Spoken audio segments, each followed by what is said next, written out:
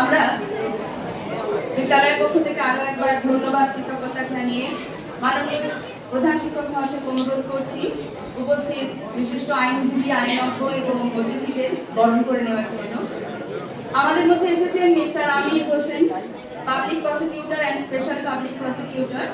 তাকে বরণ করে নিচ্ছেন আমাদের মাননীয় প্রধান শিক্ষক মহাশয়। উত্তরীয় পড়িয়ে এবং টাইম চলছে, মানে রেকর্ডিং চলছে, হাত দেবে ঠিক হয়ে যাবে। ভিডিও চলছে, এ বাটন টিপে ফটো তোলা যাবে।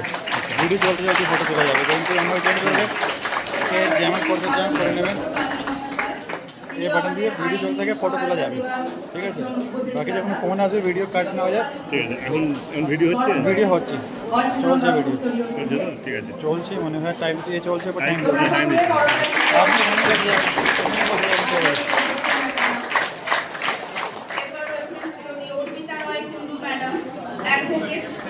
আপনি মাননীয় advocate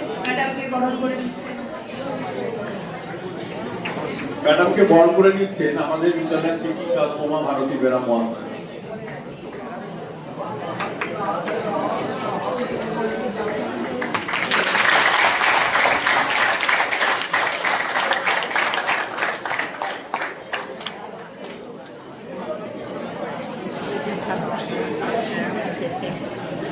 Sheikh Jamir Murshed government employee মাননীয় বিশিষ্ট অতিথি আমাদের মধ্যে আজকে যিনি রয়েছেন, তাকে বরণ করে নিচ্ছেন শম্পা কুসি, আমাদের বিদ্যালয়ের একাদশ শ্রেণীর ছাত্রী।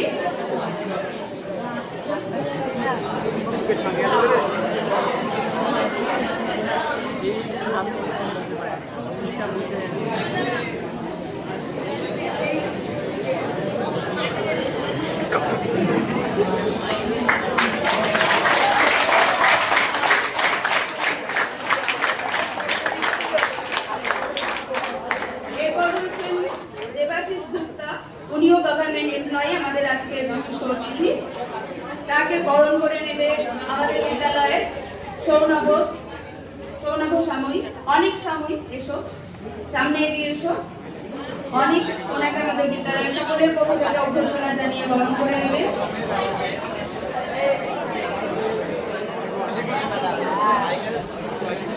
তোমাদের আরো একবার বলে দিই, তোমরা কিন্তু মন দিয়ে শুনবে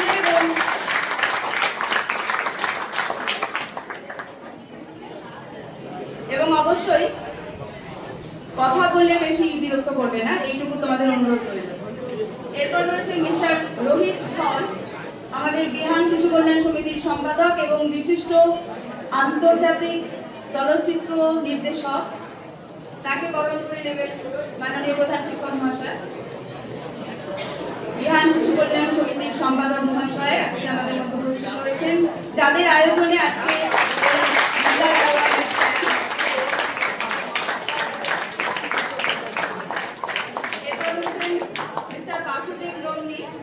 তিনি retired additional inspector of schools. তিনি আমাদের আজকে একটি জরুরি বিষয়ে আইনি পরামর্শ এবং আলোচনা করবেন। তাকে বরণ করে নিচ্ছেন মাননীয় অরিন্দম বাবু।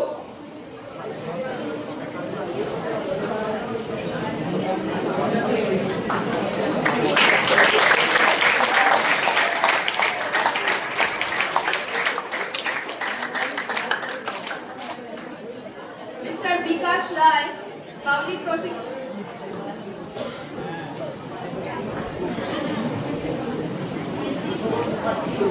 সুশোভন মুখার্জি, সেক্রেটারি বিহান শিশু কল্যাণ সমিতি,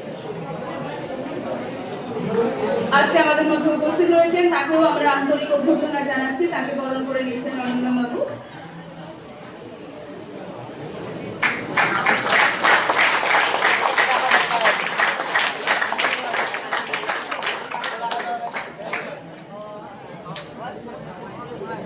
এবার আমরা মাননীয় প্রধান শিক্ষক মহাশয়কে অনুরোধ করবো যে একটু স্বাগত ভাষণ দেওয়ার জন্য আজকের বিষয়ে, ক্যাম্পের বিষয়ে, এবং বিহান শিশু কল্যাণ সমিতিকে তার ধন্যবাদ কৃতজ্ঞতা জানানোর জন্য আমি মাননীয় প্রধান শিক্ষক মহাশয়কে অনুরোধ করছি।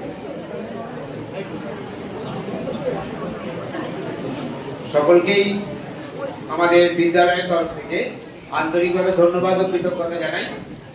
তোমরা এখানে দেখতে পাচ্ছ লেখা আছে বিহান শিশু কল্যাণ সমিতি। এটা হচ্ছে একটি সমাজ সেবামূলক কাজ, এটা মাথায় রাখবে। আগে আমরা যারা এখানে আছি, যারা চাকরি করছি, তাদের যেমন একটা সামাজিক দায়বদ্ধতা থাকে, আর যাদেরকে আমরা পড়াচ্ছি অর্থাৎ আমার ছাত্রছাত্রী, তোমাদের শুধু ওই একটা হাতে কাগজ পাওয়ার জন্য আমরা পড়াই না। হাতে একটা কেউ ভালো কাগজ পেলে, কেউ একটা খারাপ পেলে, কেউ একটা মাঝারি পেলে, এইটার জন্যই শুধু বিদ্যালয় নয়।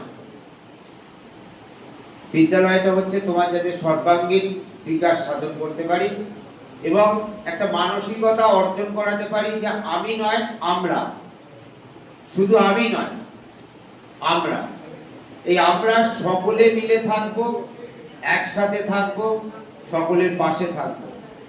এই মানসিকতাটার জন্য আজকে এখানে যারা এসেছেন তারা কিন্তু কোনো পারিশ্রমিকের জন্য আসেননি এখানে।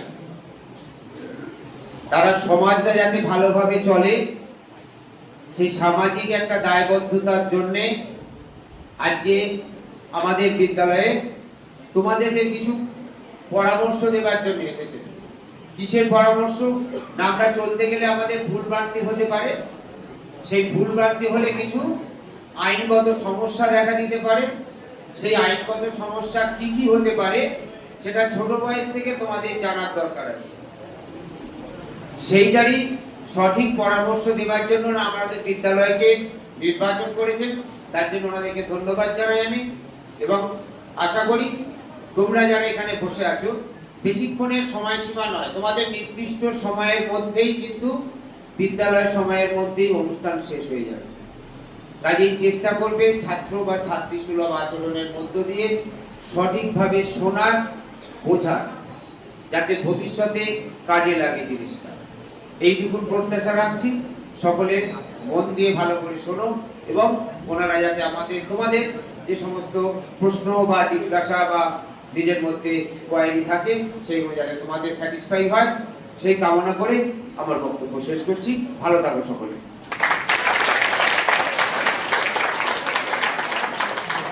আমরা দেখতেই পাচ্ছি পিছনে সংস্থার যে ব্যানার, বিহান শিশু কল্যাণ সমিতি অবহেলিত শিশুদের জন্য কাজ করে থাকেন ওনারা।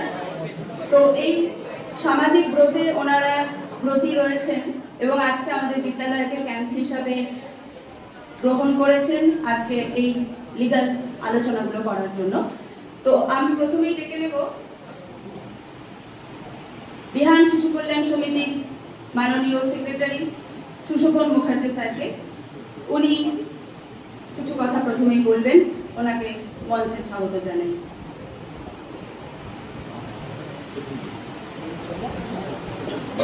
ধন্যবাদ। নমস্কার। স্কুলের প্রধান শিক্ষক মহাশয় এবং উপস্থিত যে সমস্ত শিক্ষক মহাশয় বা শিক্ষিকা মহাশয় আছেন, বা স্কুলের যদি ম্যানেজিং কমিটির কেউ থেকে থাকে, প্রত্যেককে বিহান শিশু কল্যাণ সমিতির পক্ষ থেকে শ্রদ্ধা, কৃতজ্ঞতা এবং অভিনন্দন। আর যে সমস্ত ছেলেমেয়েরা বসে আছে প্রত্যেককে সমিতির পক্ষ থেকে অনেক অনেক ভালোবাসা। আমি তোমাদেরকে একটু প্রথমে ইন্ট্রোডিউস করিয়ে দিই যে কেন তোমরা দেখছো সামনে উকিলবাবুরা বসে আছে। কেন উকিলবাবুরা কি করতে এসেছে স্কুলে, তাই না? আজকে ছুটির দিন, শনিবার দিন, দ্বিতীয় শনিবার, উকিলবাবুরা বাড়িতে বসে থাকবে, তোমাদের কাছে কেন এসেছে একটু তোমাদের সাথে পরিচিতিটা করিয়ে দিই, তাহলেই তোমরা বুঝতে পারবে যে কেন ওনারা এসেছে বা তোমাদেরকে কেন এখানে বসানো হয়েছে। দেখবে তোমাদের মতো যারা ছেলে মেয়েরা আছে, বিশেষ করে 18 বছর বয়স পর্যন্ত, প্রতিদিনই কেউ না কেউ কোনো সমস্যায় তোমরা পড়ো। সেই সমস্যাটা তোমরা ভয়ে অনেক সময় চেপে রাখো, বলতে পারো না, বা এমন অনেক সময় হয়েছে যে কাউকে কিছু বলতে না পেরে তোমাদের মতোই কোনো ছেলে বা মেয়ে এসে সুসাইড করে ফেলেছে।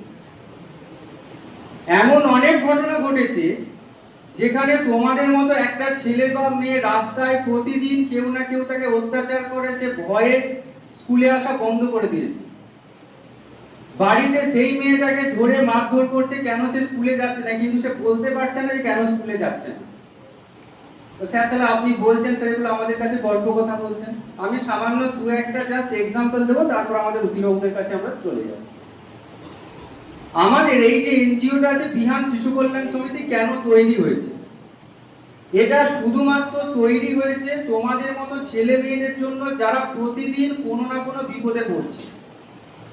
সেটা হতে পারে যে তোমরা পড়াশোনা করতে চাও, ভীষণ আগ্রহ আছে, কিন্তু টাকা পয়সা তোমাদের কাছে নেই, তোমরা সুযোগ সুবিধা পাচ্ছ না।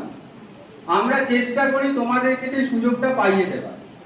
বা যে কথাগুলো বললাম, হয়তো তোমাদেরকে প্রতিনিয়ত কেউ না কেউ অত্যাচার করছে, বিশেষ করে মেয়েরা বেশি এবং ছেলেরাও হয়।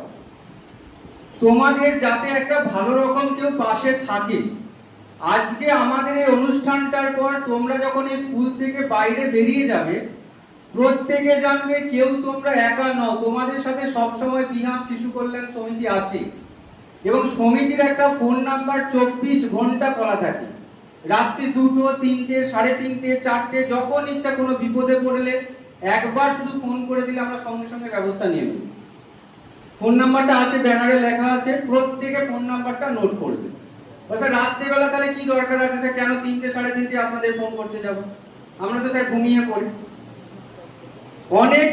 অনেক গল্প আছে, সামান্য একটা দুটো আমি বলছি, তোমরা এগুলো শুনবে। রাত্রি তখন 2:30-এর মতো বাজছে, 2টোর পরে একটু বাজছে, হঠাৎ একটা ফোন এলো, ক্লাস 11-এর একটা ছাত্রী। ফোনটা ধরলাম, কোন একটা স্কুলে তোমাদের মতো ক্যাম্প করেছে, সেখানে ক্যাম্প হয়েছে। গত বছর নভেম্বর মাসে একটা আমরা ক্যাম্প কোনো একটা জায়গাতে করেছি। ছাত্রীটি ফোন করে বললো যে স্যার আপনারা যে আমাদেরকে বলে গেছিলেন যে আমরা যদি বিপদে পড়ি তাহলে আপনারা পাশে থাকবেন। আমরা তোর কি সমস্যা হয়েছে? না স্যার আমি সুসাইড করতে যাচ্ছি। আমি ঘরের দরজাটা বন্ধ করে দিয়েছি, ফ্যান থেকে আমি স্যার একটা কাপড়, মায়ের কাপড়কে টাঙিয়ে দিয়েছি, আমি ওটা একটা টুলও রেখেছি বিছানার ওপরে, কিন্তু আমি নিজেকে শেষ করার আগে শুধু আপনাকে একটা কথা বলতে চাইছি, একটা ছেলে আমার জীবনটাকে শেষ করে দিয়েছে, আপনারা তার ব্যবস্থা নেন। সেই মেয়েটা কি করেছিল? সেই মেয়েটা দীঘাতে বেড়াতে গেছে মা বাবার সাথে, এবং সেখানে গিয়ে সে ভালো ছবি তুলেছে মা বাবার সাথে। সেই ছবিগুলো সে ফেসবুকে পোস্ট করেছে। কোনো একজন ছেলে সে তাকে প্রথমে বলেছে তাকে বিয়ে করতে হবে, সে রাজি হয়নি। সে বলেছে আমি এখন পড়াশোনা করবো, আমি বিয়েটা করবো না। সেই ছবিগুলোকে খারাপ ছবি বানিয়ে মেয়েটার নামে একটা প্রোফাইল তৈরি করেছে। সেই প্রোফাইলটা দিয়ে ওই ছেলেটার সাথে মেয়েটার ছবিটা দিয়ে মেয়ের যারা পরিচিত আছে তাদেরকে বলেছে এর সাথে আমি সম্পর্কে আছি, এর সাথে আমি দীঘাতে গিয়ে 3 রাত কাটিয়েছি, এর সাথে আমার শারীরিক সম্পর্ক হয়ে গেছে, এর সাথে আমার বিয়ে ঠিক হয়ে গেছে।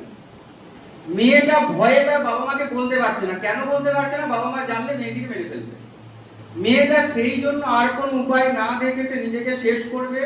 সে ওই একবার গোলাতে নিয়েও নিয়েছিল দড়িটা, তারপর আবার সে বেরিয়েছে আমাদের সাথে ফোন। তাকে বললাম তুই একবার দাঁড়া, আমাকে তুই 5টা মিনিট টাইমটা দে, যদি তোর মনে হয় যে তাতে তোর সমস্যা মিটছে না তাহলে তুই যা পারবি করে দিবি, আমরা তারপর দেখে নেব। মেয়েটা তখন 5টা মিনিট টাইম আমার সাথে কথা বলল। সঙ্গে সঙ্গে আমরা সংশ্লিষ্ট থানায় যোগাযোগ করলাম। যোগাযোগ করে সেই ওই যে মেয়েটার প্রোফাইলটা ছিল সেই প্রোফাইলটাকে আমরা রেস্ট্রিক্টেড করে দিলাম। সেই ছেলেটার প্রোফাইলটার অ্যাক্সেস পেল না, এবং কিছু ছবি ছিল সেগুলো ডিলিট করিয়ে দিলাম। সেইটা দেখার পর মেয়েটা ভরসা পেল।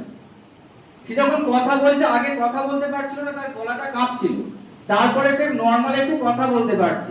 সে বললো স্যার আমি এবার বাথরুমে যাবো। আমি তুই বাথরুমে গেলে ফোনটা কাটবি না, তুই ফোনটা রেখে যা, বাথরুম থেকে এসে আমাকে ফোন করবি। এবং সে বাথরুম থেকে বেরিয়ে এলো। প্রায় 20 থেকে 25 মিনিট ফোনে তার সাথে ছিলাম। 20-25 মিনিট পরে সে বললো স্যার আমি আর সুসাইড করবো না। সে ফ্যানের থেকে সে দড়িটাকে খুলে দিল এবং পরের দিন সে হাসি মুখে স্কুলে গেল। তাহলে এটা হচ্ছে বিহান শিশু কল্যাণ সমিতি। তাহলে আজকে যদি সে যোগাযোগ করতে না পারতো, মেয়েটাকে আমরা পেতাম, এইবার সে এইচএস দেবে এবং সে খুব খুশি। স্যার যদি খুব পাওয়ারফুল লোক আমাদেরকে কিছু করে তাহলে আপনারা কি করবেন? প্রশ্ন আসতেই পারে। তোদের মতো একটা স্কুলে আমরা ক্যাম্প করে বেরোচ্ছি, আমরা জায়গার নাম বলি না, কোথায় কি হয়েছে বলি না, সেখানে এখানে থেকে আমাদের ম্যাডাম আছে, অর্পিতা ম্যাডাম আছে। স্কুল থেকে নামার সময় একটা মেয়ে ক্লাস 11-এই পড়ে, সেই মেয়েটা এসে আমাদেরকে বলছে, হাফিজুল আলী বলে একজন আছে আজকে নিয়ে এখানে, সে কথা বলতে পারছে না, স্যার আমি কিছু বলতে চাই। তাকে বলা হলো যে কি বলতে চাই, সে বলছে স্যার আমি বলতে পারছি না। তাকে আলাদা ঘরে বসানো এবং অর্পিতা ম্যাডাম গেল তার কাছে।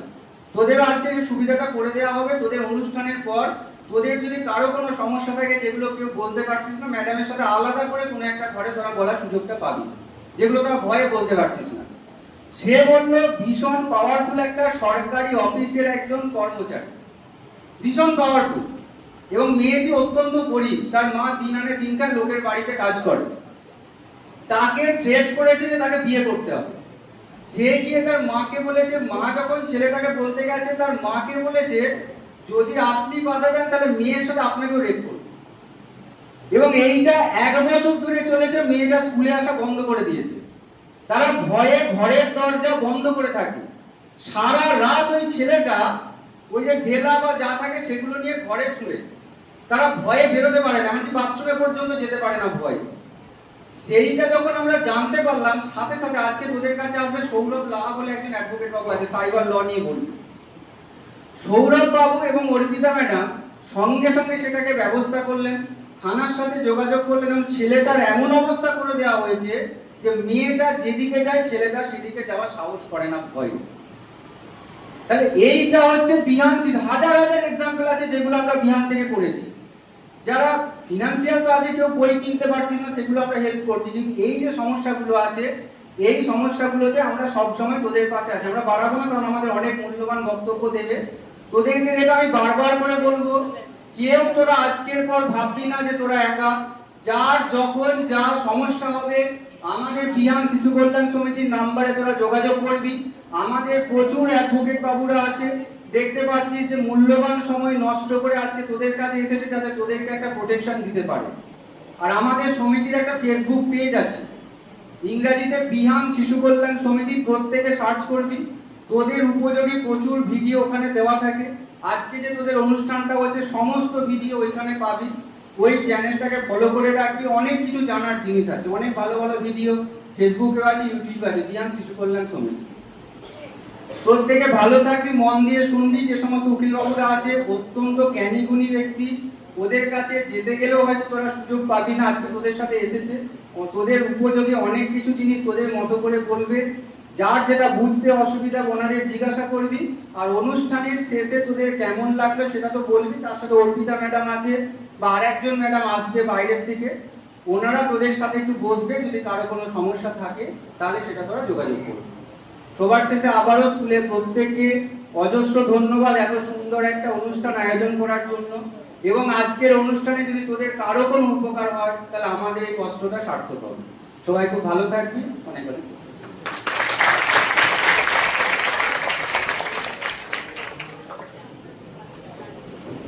সুশোভন বাবুকে অসংখ্য ধন্যবাদ। আজকে তোমাদের দেখো স্কুল জীবনে যে বয়সটায় তোমরা এখন রয়েছো সেই বয়স উপযোগী বিভিন্ন বিষয়ে উনি সামগ্রিকভাবে বললেন, যেটা আলাদা আলাদা করে বিশেষভাবে উল্লেখ করে পরামর্শ দেবেন বিশিষ্ট আইনজীবীরা। তো এটা ভীষণভাবে সার্থকতা লাভ করুক এইটুকু আমাদের প্রার্থনা রইল। এরপর ওনাদের সংস্থা থেকে যিনি বিশিষ্ট অতিথি হিসাবে আজ আমাদের মধ্যে উপস্থিত হয়েছেন, তার মূল্যবান সময় দিয়েছেন mister Amir Hossain, public prosecutor এবং special public prosecutor POCSO act অনুযায়ী। তিনি আমাদের জুভেনাইল জাস্টিস অ্যাক্ট নিয়ে কিছু বলবেন এবং এই জুভেনাইল ব্যাপারটাও তোমাদের বয়সের সাথেই জড়িত, কিশোর কিশোরীদের যে সমস্যাগুলো হয়। তো এই বিষয়ে ওনাকে আলোচনা করার জন্য আমি অনুরোধ জানাচ্ছি।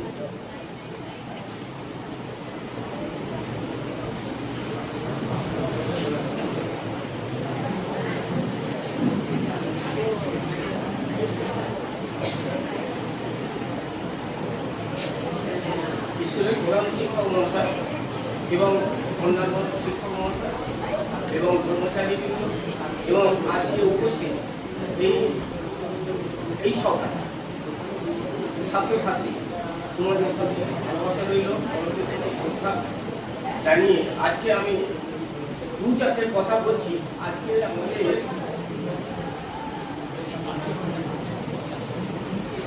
আমাদের একটু আগে সুশোভন বাবু যে কথাগুলো তোমাদেরকে বললো, এটা কিন্তু খুব ভালো, এটা মনে রাখবে। কারণ এটা একটা হেল্প ডিস্ক, এই যে নাম্বারগুলো আছে এই নাম্বারটা টুকে রাখবে। ভবিষ্যতে যদি তোমাদের কেউ কোনোদিন কোনো অসুবিধায় পড়ো তাহলে ওই নাম্বারে ফোন করবে, যেটা সুশোভন বলল। এবার আমি বলি যে আজকে আমরা যে এসেছি তোমাদের নিজেদের জন্য, তোমাদের সুবিধের জন্য। অনেক সময় তো অনেক ছেলে মেয়ে বিপদে পড়ে, নানা রকম আইনি জটিলতায় আটকে যায়, বিপদে পড়ে। সেইগুলো সম্বন্ধে আমরা অল্প বিস্তর তোমাদের জানার জন্য আজকে আমরা অনেকেই আছি পক্সো অ্যাক্ট থেকে আরম্ভ করে যাবতীয় আইনে যেগুলো তোমাদের ক্ষেত্রে বেশি কাজে লাগে সেইগুলো সম্বন্ধে বলবো বিস্তারিত। আমি শুধু তোমাদের বলবো এই জুভেনাইল জাস্টিস অ্যাক্ট একটা আইন আছে। এই আইনটা হচ্ছে তোমরা যে কোনো ছেলে বা মেয়ে 18 বছরের আন্ডারের যায়, যদি তোমরা কোনো ফৌজদারি অ্যাক্টিভিটিতে জড়িয়ে পড়ো, নানা রকম ফৌজদারি অ্যাক্টিভিটি মানে নানা রকম আছে, যেমন পক্সো অ্যাক্ট আছে, তারপর আন্ডারে যে বিবাহ করা তার জন্য যে কেস হয় সেইগুলো সম্বন্ধে তোমরা যে কোনো সময় এই জুভেনাইল জাস্টিস অ্যাক্টের আন্ডারে আসতে পারো। আমি তোমাদেরকে একটা কথা বলবো, আজকে অনেকে আছেন সময় অল্প, যে যেসব জিনিসগুলো যদি তোমরা কোনো ক্রিমিনাল অ্যাক্টিভিটিতে জড়িয়ে পড়ো, তাহলে তোমরা যারা আন্ডারে অর্থাৎ 18 বছরের নিচে তাদের আমাদের এই সাধারণ যে আদালত আছে এখানে সেগুলো বিচার হয় না, সেগুলো হয় জুভেনাইল জাস্টিস অ্যাক্ট। এটা প্রত্যেক জেলায় আছে, আমাদের এখানে উত্তরপাড়ায় একটা জুভেনাইল জাস্টিস কোর্ট আছে, সেইখানে তাদের বিচার হয়। এখন প্রশ্ন হলো যে আমি তোমাদেরকে বলবো যে ছেলে বা মেয়ে এই ধরনের কোনো কাজে তোমরা কোনোদিন জড়িয়ে পড়বে না, কারণ ওই সাইবার ক্রাইম যেটা আছে তার জন্য আলাদা লয়ার আছে বলবে। এইসব কারণের জন্য তোমরা যে ফৌজদারিতে জড়িয়ে পড়ো তাহলে তোমাদের ভবিষ্যতের প্রতি একটা খারাপ দৃষ্টান্ত হবে, সেখান থেকে বেরিয়ে আসাও একটা কষ্টকর ব্যাপার হবে। যাতে করে তোমাদের ওই আইনে তোমরা না পড়ো, সেইগুলো সম্বন্ধে অনেক ব্যাপার আছে, সেইগুলো বিস্তারিত সবাই বলবে। আর সব ব্যাপারই ফৌজদারি অ্যাক্টিভিটি দিয়ে ওই আন্ডারে হলে ওই জুভেনাইল জাস্টিস অ্যাক্টেই তোমাদের বিচার হবে। কিন্তু আমি বলবো যে তোমরা সেই ধরনের কোনো জিনিস কোনো অ্যাক্টিভিটিস করবে না যাতে করে তোমরা এই আন্ডারে যে সেই আইনের আওতায় তুমি আসো। তাহলে সেগুলো কি কি, সেগুলো পরপর বিস্তারিত বিভিন্ন আইনের ব্যাপার আছে, সেগুলো পরপর আছে বলবে, সেগুলো একটু মন দিয়ে শুনবে। কারণ আজকে আমরা এই যে তোমাদের কাছে এসেছি, এই যে বলছি, এটা কিন্তু আমাদের জন্য, এটা তোমাদের ভালোর জন্য বলছি। তোমরা যদি এটা মনে রাখতে পারো, শুধু শুনলে হবে না তো, এইটা সম্বন্ধে মনে রাখতে হবে।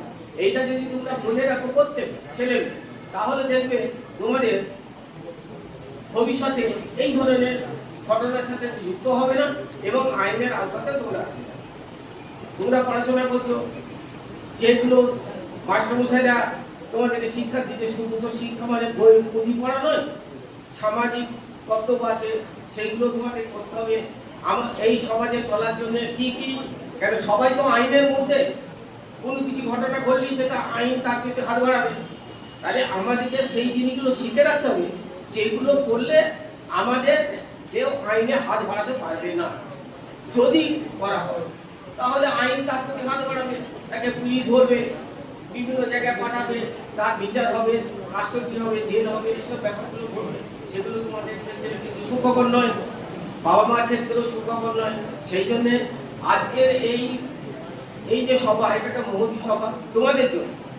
তা তোমাদের উকিলবাবুরা বিভিন্ন আইনের ব্যাপারে যা যা বলবে একটু ভালো করে মন দিয়ে শুনবে। আর যদি তোমাদের খুব কারো প্রশ্ন থাকে যে আমি এটা বুঝতে পারছি না, বলুন, নির্দ্বিধায় তোমরা বলবে, কোনো লজ্জা করার কোনো ব্যাপার নেই।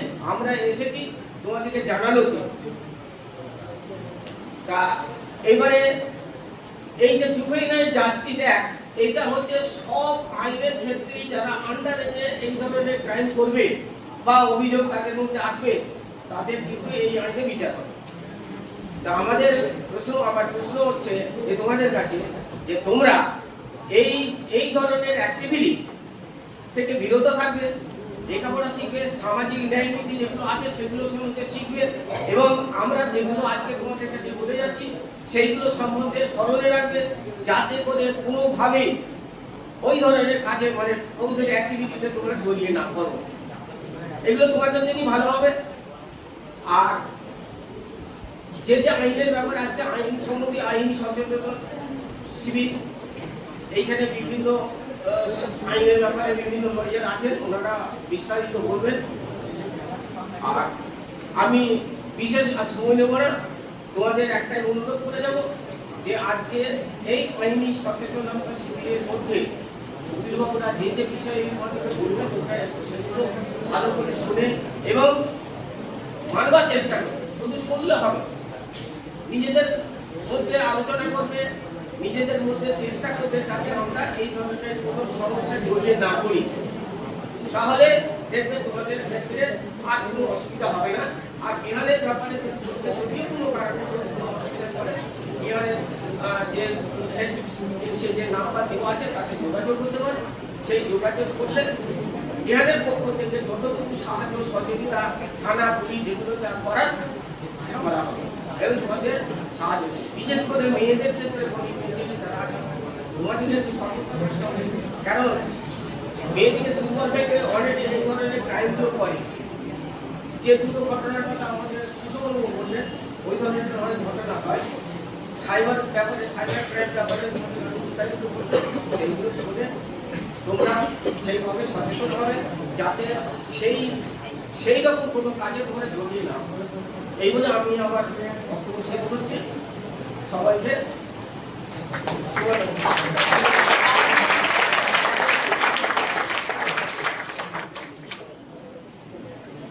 আমরা হামেশাই দেখতে পাই 14 বছরের নিচে শিশুরা চায়ের দোকান থেকে শুরু করে কলকারখানায় বিভিন্ন জায়গায় শ্রমিক হিসেবে কাজ করছে।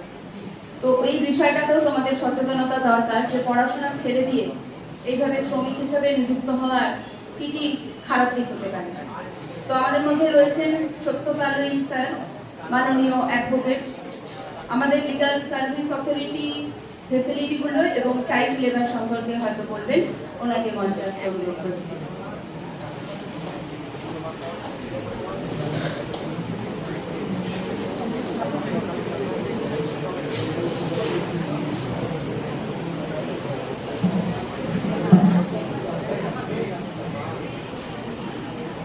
তোমরা ভালো আছো তো? গুড। স্কুল হচ্ছে? সামনে পরীক্ষা, পড়াশোনা হচ্ছে নিশ্চয়ই? টেনশন হচ্ছে না পরীক্ষার জন্য? গুড, খুব ভালো। কিন্তু দু একজন গল্প করছো দেখতে পাচ্ছি, শুনছো না?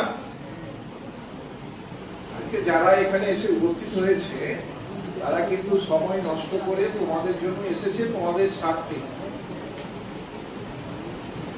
তা এই কথাগুলো আমাদের কাছ থেকে তোমাদের একটু মনোযোগ দিয়ে বাবা শুনতে হবে। মেয়েরা শুনছো? একটু শুনতে হবে। আজকে আমরা আরামবাগ থেকে এসেছি তোমাদের স্বার্থে। এখানে আমাদের কোনো স্বার্থ নয়, আমাদের একটাই স্বার্থ, তোমরা যদি কথাগুলো শোনো, তোমরা যদি এগুলো মেনে চলো, এটা তোমাদের উপকার হবে। যদি তোমাদের উপকারে লাগে তাহলে আমরা খুশি হব, খুবই খুশি হব।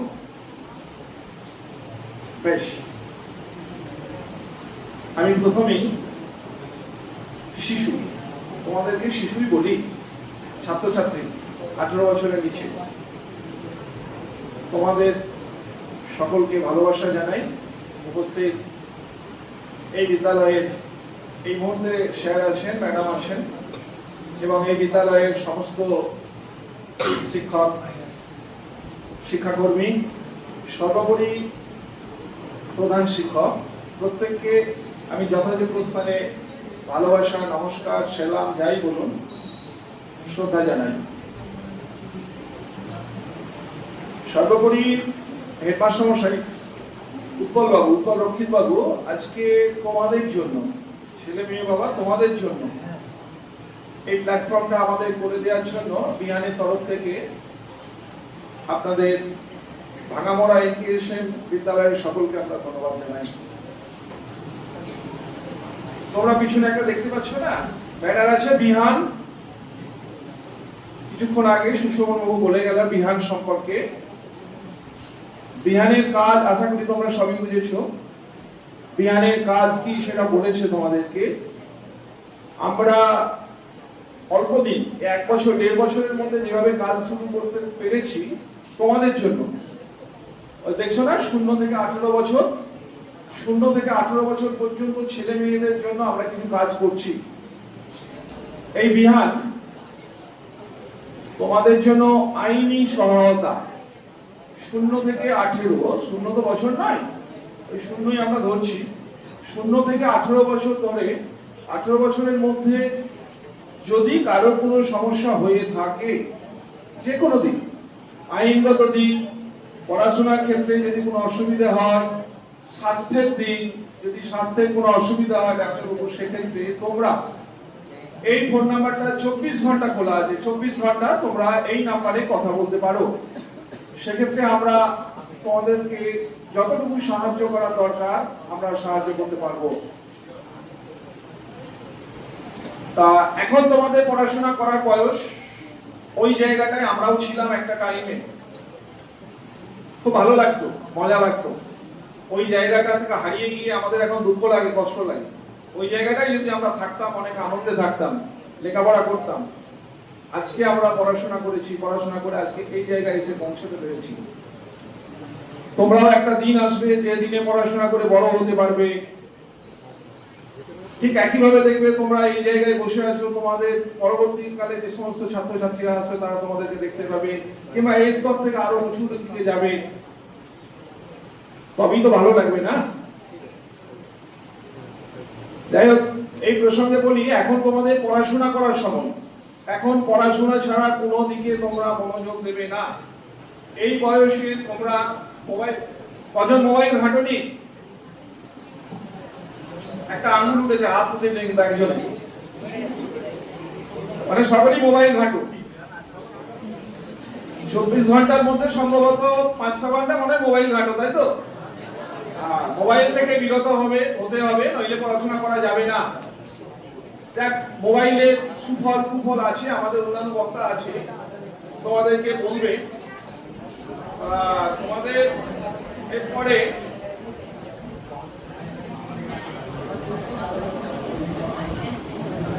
এই মোবাইল সংক্রান্ত বিষয় নিয়ে তোমাদের বক্তা আছে, উনি আসবে। অন্য স্কুলে তোমাদের একটা চলছে প্রোগ্রাম, আমরা আসবে। আমি প্রথমেই বলি, পড়াশোনার ব্যাপারটা দিয়ে আমি শুরু করি।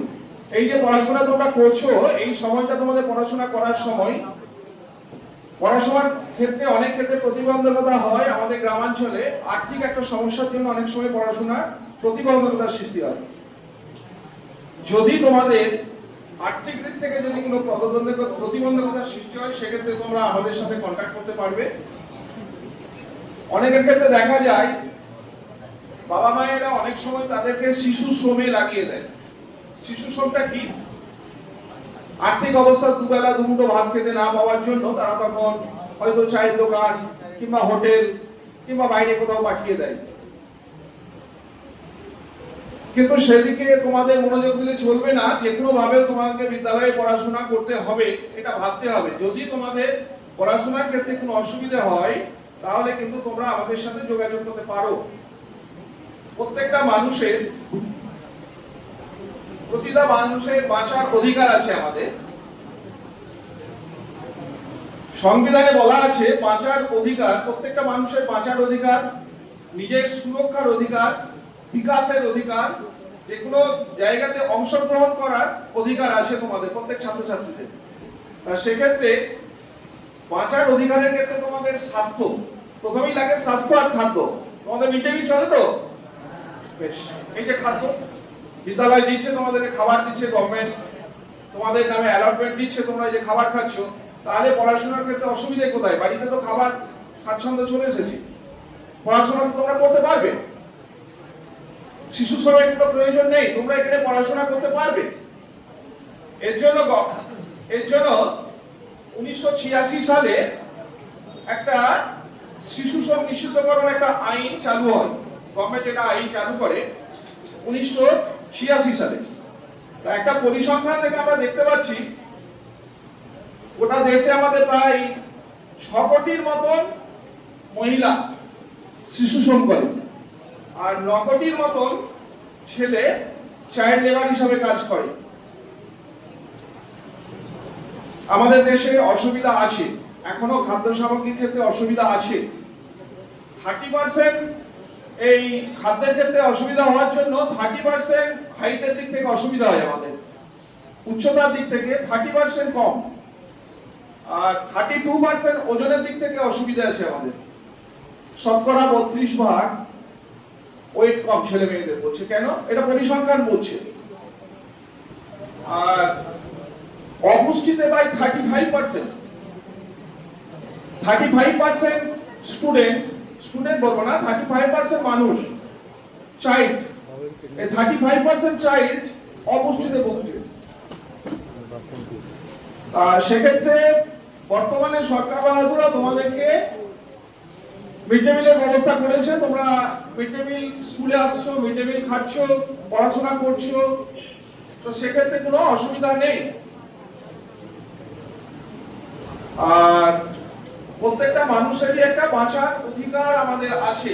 যদি এক্ষেত্রে তোমাদের কোনো অসুবিধা হয়ে থাকে, গভর্নমেন্ট একটা লিগ্যাল সার্ভিস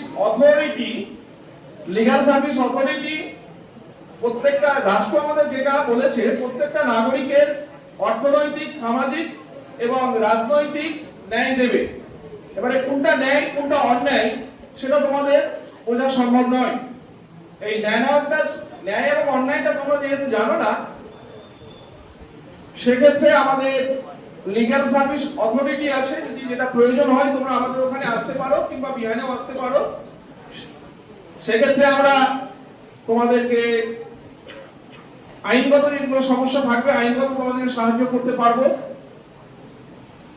যদি কোনো তোমাদের নজরে আসে কোনো ছেলে মেয়ে পড়াশোনা করতে পারছে না, অর্থের অভাবই বলো আর খাদ্য সামগ্রীর বলো, সেটা আমাদের সঙ্গে তোমরা যোগাযোগ করতে পারো। এখন প্রথম কাজ হবে তোমাদের পড়াশোনা করা। আপাতত তোমরা পড়াশোনাটা ভালো করে চালিয়ে যাও। যদি তোমাদের কোনো অসুবিধা হয় তাহলে তোমরা আমাদের সঙ্গে যোগাযোগ করতে পারবে, আমাদের সাথে যোগাযোগ করো। পরবর্তী ব্যাপারটা আমরা সেটা বুঝে নেব। যাক, আমি আর বেশি কিছু বলছি না, সকলকে ধন্যবাদ দিয়ে আমি এখানেই শেষ করছি।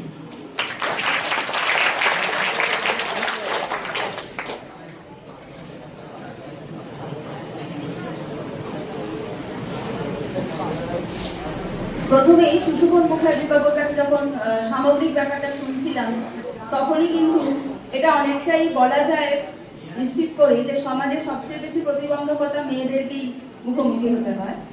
তো সেই মহিলাদের অধিকার নিয়েই আজকে আমরা কিছু মূল্যবান পরামর্শ এবং আলোচনা শুনে নেব শ্রীমতী অর্পিতা রায় কুন্ডু ম্যাডামের কাছ থেকে, মাননীয় অ্যাডভোকেট। তিনি মহিলাদের সুরক্ষা, অধিকার এগুলো সম্পর্কে মূলত বলবেন। ওনাকে মঞ্চে আসতে অনুরোধ করছি।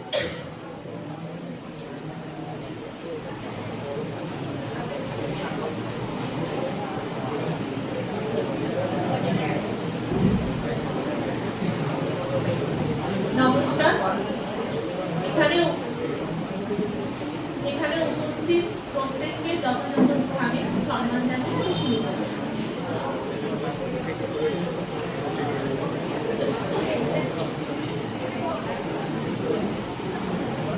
তোমরা এখানে প্রত্যেকেই স্টুডেন্ট। তোমরা কেন এখানে এসছো জানো? আজকে জানা আছে কারণ? তোমরা স্টুডেন্ট, তোমরা এখানে বিদ্যালয়ে পড়াশোনা করতে আসো। তো আগে আমার সিনিয়র অ্যাডভোকেট চাইল্ড লেবার নিয়ে তোমাদেরকে একটু বলে গেছে। তো চাইল্ড লেবারের এজটা হচ্ছে 14 বছর অবধি, মানে 14 বছর অবধি তোমরা চাইল্ড লেবারের আন্ডারে আসছো। 14 বছর অবধি তোমাদের কোনো কাজ করা যাবে না। 14 বছর অবধি তোমরা কি করবে? তা শুধু পড়াশোনা করবে। 14 বছরের পরেও করবে, কিন্তু 14 বছর অবধি একটা স্টুডেন্টের বেসিক, মানে যদি পড়াশোনা করে একটা বেসিক যে শিক্ষা, সেই বেসিক শিক্ষাটা কমপ্লিট হয়। কারণ আমাদের প্রত্যেকেরই বেসিক শিক্ষাটা দরকার। তো সেই এজটা 14 বছর না হলে হয় না। তো সেই হিসেবে আমাদের চাইল্ড লেবারের যে এজটা, সেটা 14 বছর অবধি আটকানো আছে। এবার 14 বছর অবধি পড়াশোনা করতে হবে। আজকে এই যে তোমরা এই স্কুলে পড়াশোনা করছো, এটা কি তোমাদের কাছ থেকে কোনো পয়সা নেওয়া হয়, টাকা পয়সা নেওয়া হয় না? অবৈতনিক স্কুল। অবৈতনিক স্কুল তো এটা। তো কেন তোমাদের কোনোদিন মনে হয়েছে যে কেন স্কুলে কোনো পড়াশোনার জন্য টাকা পয়সা নেওয়া হয় না? কেন এটা কোনোদিন কারণ মনে হয়েছে? কারণ মনে হয়েছে? মনে হয়নি। কেন নেওয়া হয় না আমি ওমেন্স রাইটস নিয়েও বলবো, কিন্তু এখন তো তোমরা স্টুডেন্ট, তোমাদেরও কিছু অধিকার আছে। তোমাদের অধিকারটা আমি একটু বলছি। এই স্কুলে নয়, আমি যে কোনো গভর্নমেন্ট স্কুলে ছাত্রছাত্রীরা তোমরা যে অবৈতনিক স্কুলে যে পড়াশোনা করছো, এটা কিন্তু তোমাদের অধিকার, তোমাদের শিক্ষার অধিকার। সেই শিক্ষার অধিকারের জন্য আজকে তোমরা এই স্কুলে অবৈতনিক ভাবে পড়াশোনা করছো। তোমাদের কাছে কোনো রকম টাকা পয়সা না নিয়ে এখানে পড়াশোনা করানো হচ্ছে। কি ভালো লাগছে না শুনতে? তাহলে কি বন্ধ করে দেবো? আচ্ছা, পড়াশোনা তো করবে। পড়াশোনা তো খালি পেটে হয় না। যদি খিদে পায় পড়াশোনা করতে আর ভালো লাগে না, তখন কি মনে হয় একটু খেয়ে নি। তো এই স্কুলে কি মিড ডে মিল দেওয়া হয়? তোমরা সবাই মিড ডে মিল খাও তো? মিড ডে মিলটা কেন দেওয়া হয় সেটা কোনোদিন তোমাদের মধ্যে প্রশ্ন এসেছে? কারণ আমাদের সংবিধানে বাচ্চাদের স্বাস্থ্যের অধিকারও রয়েছে। যখনই তুমি পড়াশোনা করবে তখন তোমার স্বাস্থ্যটাও দেখতে হবে, যাতে তুমি ঠিকঠাক স্বাস্থ্য থেকে পড়াশোনাটা করো। সেই জন্যই এই মিড ডে মিলের ব্যবস্থা। এরকম নয় যে কারণ মনে হলো তোমাকে দিয়ে দিল, খাইয়ে দিল, এরকম নয়। এই মিড ডে মিলটাও যে তোমরা পাচ্ছ, এটাও কিন্তু তোমাদের অধিকারের মধ্যে পাচ্ছ। তাহলে শিক্ষাটাও তোমাদের অধিকার, এডুকেশনটাও তোমাদের অধিকার, আর এই খাদ্যটাও তোমাদের অধিকার। এই মিড ডে মিলটা তোমরা খাদ্য অধিকারের মধ্যে পাচ্ছ।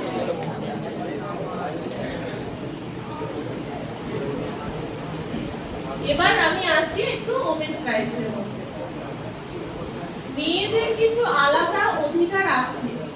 ইন জেনারেল তোমাদের সব স্টুডেন্টদেরই, ছাত্রছাত্রীদের যেরকম অধিকার হয়, যে বললাম শিক্ষার অধিকার, স্বাস্থ্যের অধিকার, বা এগুলো তো রয়েছে। এবার মহিলাদের কিছু আলাদা করে অধিকার আছে, যদিও তোমরা এখানে মহিলাদের মধ্যে পড়ো না, কিন্তু আমার বলার উদ্দেশ্য শুধু তোমাদেরকে না, তোমরা এখান থেকে যেটা আজকে জেনে যাবে, শিখে যাবে, সেটা তোমরা তোমাদের বাড়িতে গিয়ে বড়দেরকেও বলতে পারবে যে এটা হয়, তখন তারাও এই সুবিধাটা পাবে। এখানে যে আমরা তোমাদেরকে এটা বলতে আসছি, মানে শুধুই তোমাদের উপকার নয়, তোমাদের সঙ্গে সঙ্গে ইনক্লুডিং তোমাদের আশেপাশে প্রতিবেশী, বাড়ির লোক বা আত্মীয়, সবাই এই সুবিধাটা পাবে তোমাদের থ্রুতে। মহিলাদের কিছু নিজস্ব অধিকার আছে। এই যে তোমাদের যে কিছু রাইটস আছে, বা তোমাদের সঙ্গে যদি কোনো কিছু খারাপ ঘটে, তখন কাউকে না কাউকে তো তোমাদেরকে জানাতে হবে।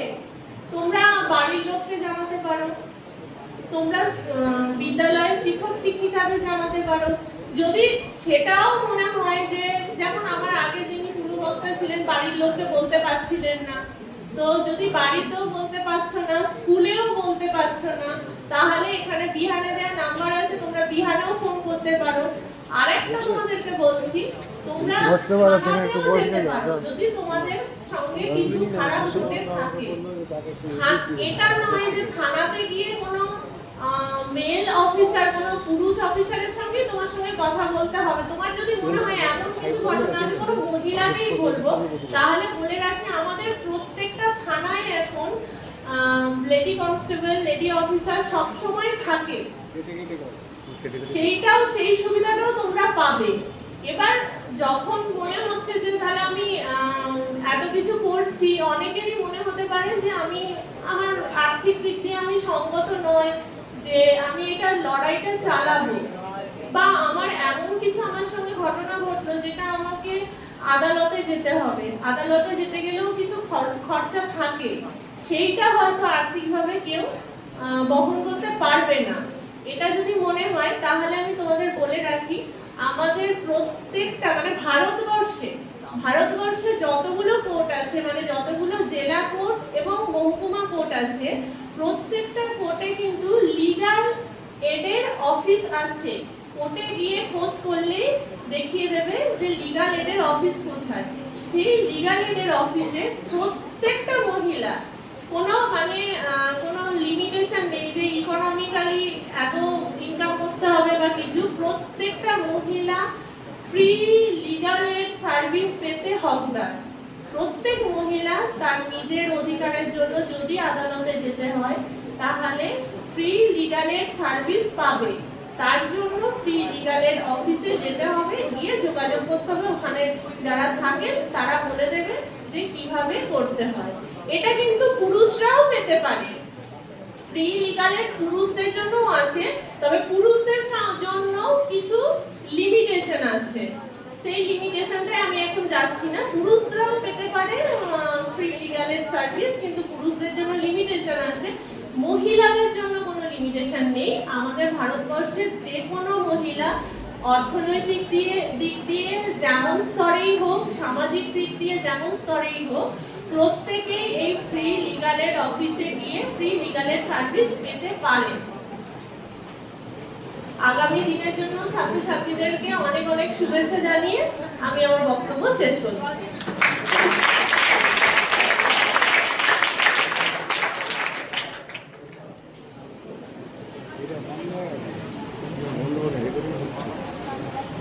বন্ধ করে মাননীয় অর্পিতা ম্যাডামকে অসংখ্য ধন্যবাদ। এখন আমি মঞ্চে ডেকে নেব Mister Basudeb Nandi, retired additional inspector of schools. তিনি আমাদের গভর্নমেন্ট সেক্টর যে রয়েছে, শিশু কল্যাণ দপ্তর যে রয়েছে, তার বিভিন্ন সুবিধাগুলো সম্পর্কে আমাদের বলবেন। মিস্টার বাসুদেব নন্দীকে মঞ্চে ডাকছি।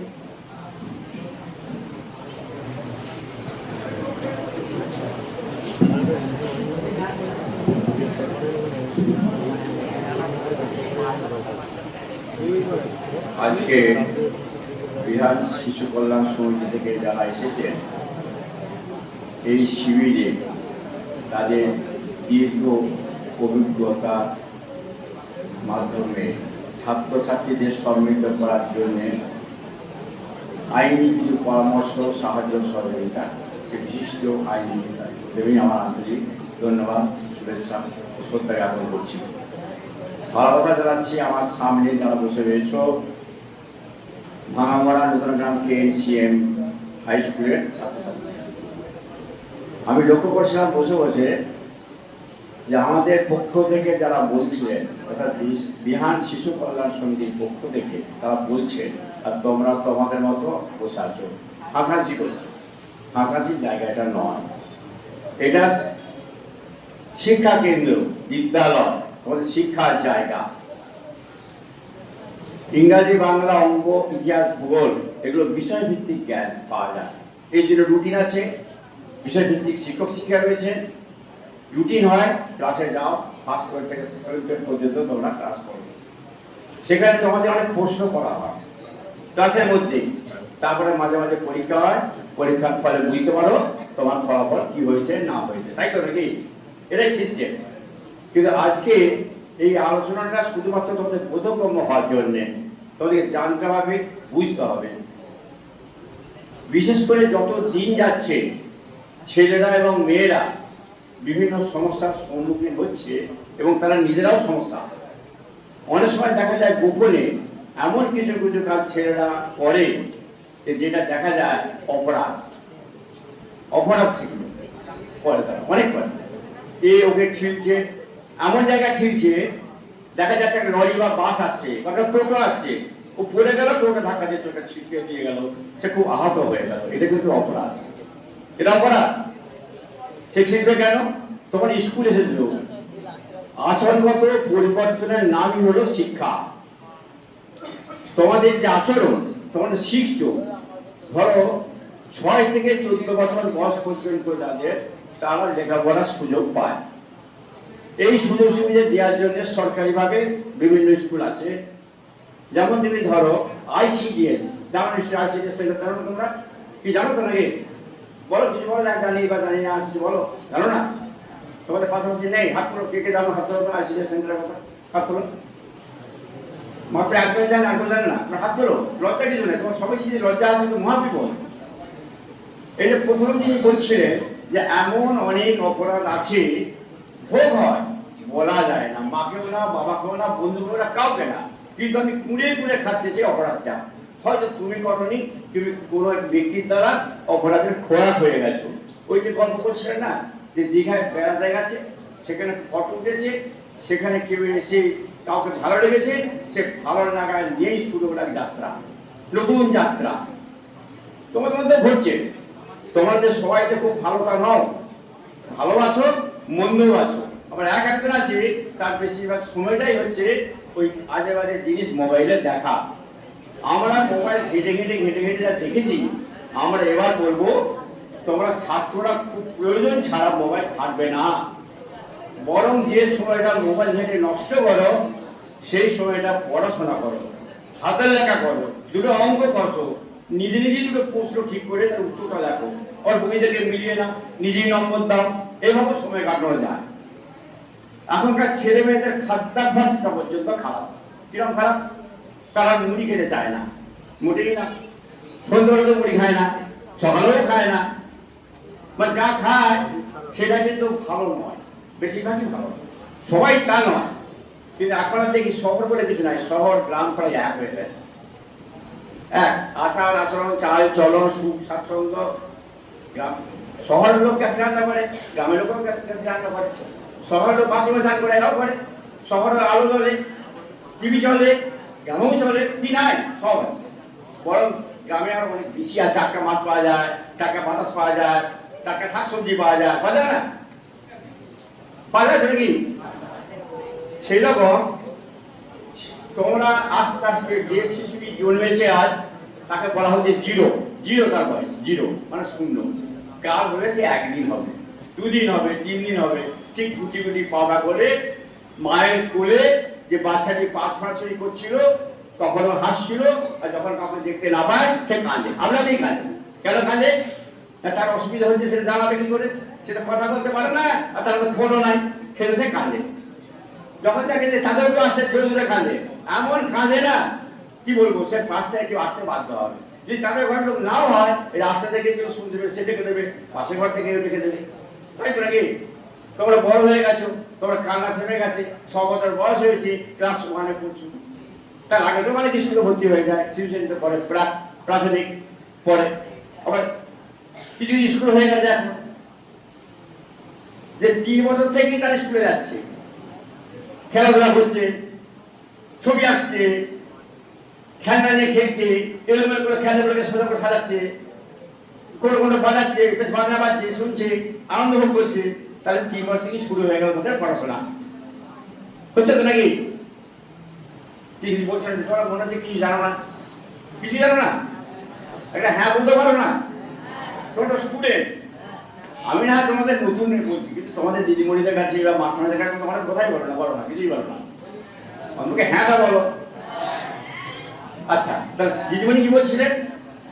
যে ম্যাডাম বলছিলেন যে 6 থেকে 14 বছর বয়স পর্যন্ত শিশুদের বা শৈশব যে অবস্থা, তারা কিন্তু কেউ শিশু শ্রমিক হবে না, হবে না, তারা পড়াশোনা করবে। এই জন্য সরকারিভাবে ভারতীয় সংবিধানে ব্যবস্থা আছে, এটা শিশুর অধিকারের মধ্যে পড়ে। বিদ্যালয়ে এসে মিড ডে মিল দেওয়া হচ্ছে কেন? তোমার যাতে একটা ভালো খাবার পাওয়ার অন্তত পক্ষে, কাউকে পেটের খিদে নিয়ে ক্লাস করা যায় না, সেই জন্য দুপুরে মিড ডে মিল মানে খাওয়ার ব্যবস্থা রয়েছে। খুব খিদে পায় কিন্তু একটা সময় দুপুরে খেয়ে এলেও খিদে পেয়ে যায়, সত্যি কথা বলতে কি। এই ব্যবস্থাটা হচ্ছে 8 পর্যন্ত, মানে 14 বছর বয়স পর্যন্ত। কিন্তু যদি রীতিমতো এখনো ফেলের বাড়াই নেই, আছে ফেলের বাড়াই আছে, ঠিক আছে, ফেলের বাড়াই নেই, কেননা নো ডিটেনশন পলিসি, মানে কাউকে কোনো ক্লাসে আটকে রাখা যাবে না। অর্থাৎ যারা এবছর প্রথম শ্রেণীতে পড়ছে তারা আগের বছর 2য় শ্রেণী, তারপর বছর 3য় শ্রেণী, 4th শ্রেণী, এরকম করতে করতে 8ম শ্রেণী পর্যন্ত পড়াশোনা করবে। কিন্তু মাঝে মাঝে পরীক্ষা করলে কি হয়, পরীক্ষা করলেই আমরা পড়াশোনা করি, পরীক্ষা না হলে পড়াশোনা কম করি, তাই তো নাকি?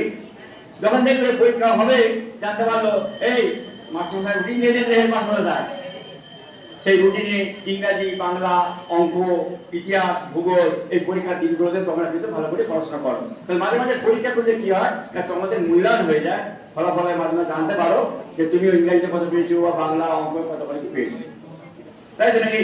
কিন্তু কাউকে কোনো ক্লাসে আটকে রাখা হয় না, ফলে 8 পর্যন্ত অনায়াসেই তোমরা পড়াশোনা করতে পারো। তারপর যদি দেখা যায় যে একটা শিক্ষা বর্ষে হয়তো 240 দিন ক্লাস হয়েছে, 365 দিন একটা বছর ঠিকই, সব দিন তো ক্লাস হয় না, গ্রীষ্ম ছুটি থাকে, পুজোর ছুটি থাকে, 52 সপ্তাহে 52 রবিবার থাকে, এছাড়াও আরো সব ছুটি থাকে, কালী পুজো, দুর্গা পুজো থাকে তো নাকি? দেখা যাচ্ছে যে একটা শিক্ষা বর্ষের মধ্যে অর্থাৎ 1 জানুয়ারি থেকে 31 ডিসেম্বর পর্যন্ত সেই বছরে তোমাদের 240 দিন ক্লাস হয়েছে। এই 240 দিনের মধ্যে দেখা গেল যে কোনো একটি ছেলে বা মেয়ে সে যে শ্রেণীতে পড়ছিল, হয়তো 3তে পড়ছিল, তা মাত্র 40 দিন এসেছে, বাকি 200 দিন সে আসেনি। তাহলে সে কি হবে? স্কুলে যে পড়ানো পাঠ্যক্রমে সে অংশ নেয়নি, তার পড়াশোনা ভালো হবে না, সে শিখতে পারবে না, তার শিক্ষা কিছু অভাব হয়ে গেল, তাই তো নাকি? কিন্তু সরকারি নিয়ম অনুযায়ী যেহেতু নো ডিটেনশন পলিসি আছে, কাউকে কোনো শ্রেণীতে আটকানো যাবে না, সে অটোমেটিক্যালি যে চিন্তা করে সে পড়ে উঠবে, পড়ে তো সে তাই করলো। দেখা গেল 240 দিনের মধ্যে 40 দিন না, হয়তো সে 60 দিন এসেছে, তাহলে তার পড়াশোনার কিছু ঘাটতি হচ্ছে। এরকম করে করে দেখা গেল যে 8ম শ্রেণী পর্যন্ত তার অনেক ঘাটতি হলো, পড়াশোনার কাছে ঘাটতি হলো। তার মানে কি হলো না, পরীক্ষার ফলাফল সে খুব একটা ভালো করতে পারলো না, তবুও সে অনেক শিখলো। কিভাবে শিখলো? কিভাবে শিখলো বলো?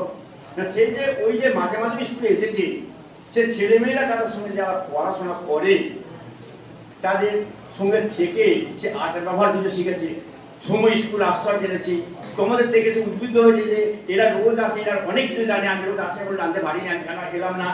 দোষটা তার নয়, সে এমন একটি পরিবারে জন্মেছে যাদের নিত্য অভাব, দুবেলা খেতে পারে না পেট পুড়ে, তার মা হয়তো পরের বাড়িতে কাজ করে, তার বাবা হয়তো রোজগার জন্য বাইরে চলে গেছে, তার সংসারে যেন খেতে হিসেবে বাইরে যার জন্য তাকে হয়তো মায়ের সঙ্গে বা বাবার সঙ্গে কাজ করতে হয়, বা বাড়িতে কাকার সঙ্গে কাজ করতে হয়, না কাজ করে তো সংসারটা চলবে না। সেই জন্য সে বেশি দিন স্কুল আসার সুযোগ পায়নি। বুঝতে পারছো কথাটা? সুযোগ সবাই পায় না, কিন্তু সে পায়নি কোনো কারণে। কিন্তু সেই 14 বছর বয়স পর্যন্ত সেই স্কুলের সঙ্গে ট্যাগিং ছিল, মানে সংযুক্ত ছিল, মানে সে আচার ব্যবহার শৃঙ্খলা পরীক্ষা বা স্কুলের অনুষ্ঠান যে অনুষ্ঠানে অংশগ্রহণ করে সে কিছু জানতে পেরেছে, আমাদের সমাজের চিত্র কিছু সে জানতে পেরেছে, স্কুলের অবস্থা বা খেলাধুলা অনেক কিছু জানতে পেরেছে, সে ক্লাসমেটে জানতে পেরেছে, তাই তো নাকি? মানে কিছু সে শিখেছে। তোমরা নম্বর পেয়ে কেউ হয়তো অঙ্কে 60 পেয়েছো, কেউ 90 পেয়েছো, কেউ 100-কে 100ই পেয়েছো। যে 100 পেয়েছে সে যা জানে, যে 90 পেয়েছে সে হয়তো একটু কম জানে, আর যে 40 পেয়েছে সে অনেকটাই কম জানে, যে 10 পেয়েছে সে আরো কম জানে। কিন্তু কম জানা বা বেশি জানাটা বড় কথা নয়, সে আস্তে আস্তে কিন্তু তার ডেভেলপ হবে। আবার এমন একজন দেখা গেল যে সে নিচু ক্লাসে খুব একটা ভালো করতে পারেনি, তার মানে যেটা চর্চা বা অনুশীলনের অভাব ছিল, কিন্তু উঁচু ক্লাসে গিয়ে দেখা যাচ্ছে যে সে ভালো করছে। কি করে করছে? কি করে করছে? তার হয়তো ইতিহাস ভূগোলের দিকে খুব একটা ন্যাক নেই, কিন্তু সে তার বুদ্ধি আছে। এতদিন পর্যন্ত সেই বুদ্ধিটা নাড়াচাড়া করে বা অনুশীলন বা চেষ্টার সে সুযোগ পায়নি। এখন সে হয়তো দেখা গেল যে অঙ্ক এবং বিজ্ঞানের সাবজেক্ট ভালো পারত, সে এমন একটা জায়গায় গেছে যে সে অঙ্ক আর বিজ্ঞানে সেখানে পড়ানো হয়, সে ভালো পাচ্ছে। আস্তে আস্তে আস্তে আস্তে দেখা গেল সে পড়ার সুযোগ পেয়েছে, বা যে ইনস্টিটিউটে সে পড়তে গেছে সেই ইনস্টিটিউটের পঠন পাঠন খুব ভালো, যারা ট্রেনিং দিচ্ছে সেই ট্রেনাররা খুব ভালো, শৃঙ্খলা ভালো। শৃঙ্খলা মানে ডিসিপ্লিন। আমাদের অনেকের মধ্যে জানো বড় অভাব হলো ডিসিপ্লিনের। ডিসিপ্লিন মানে শৃঙ্খলা।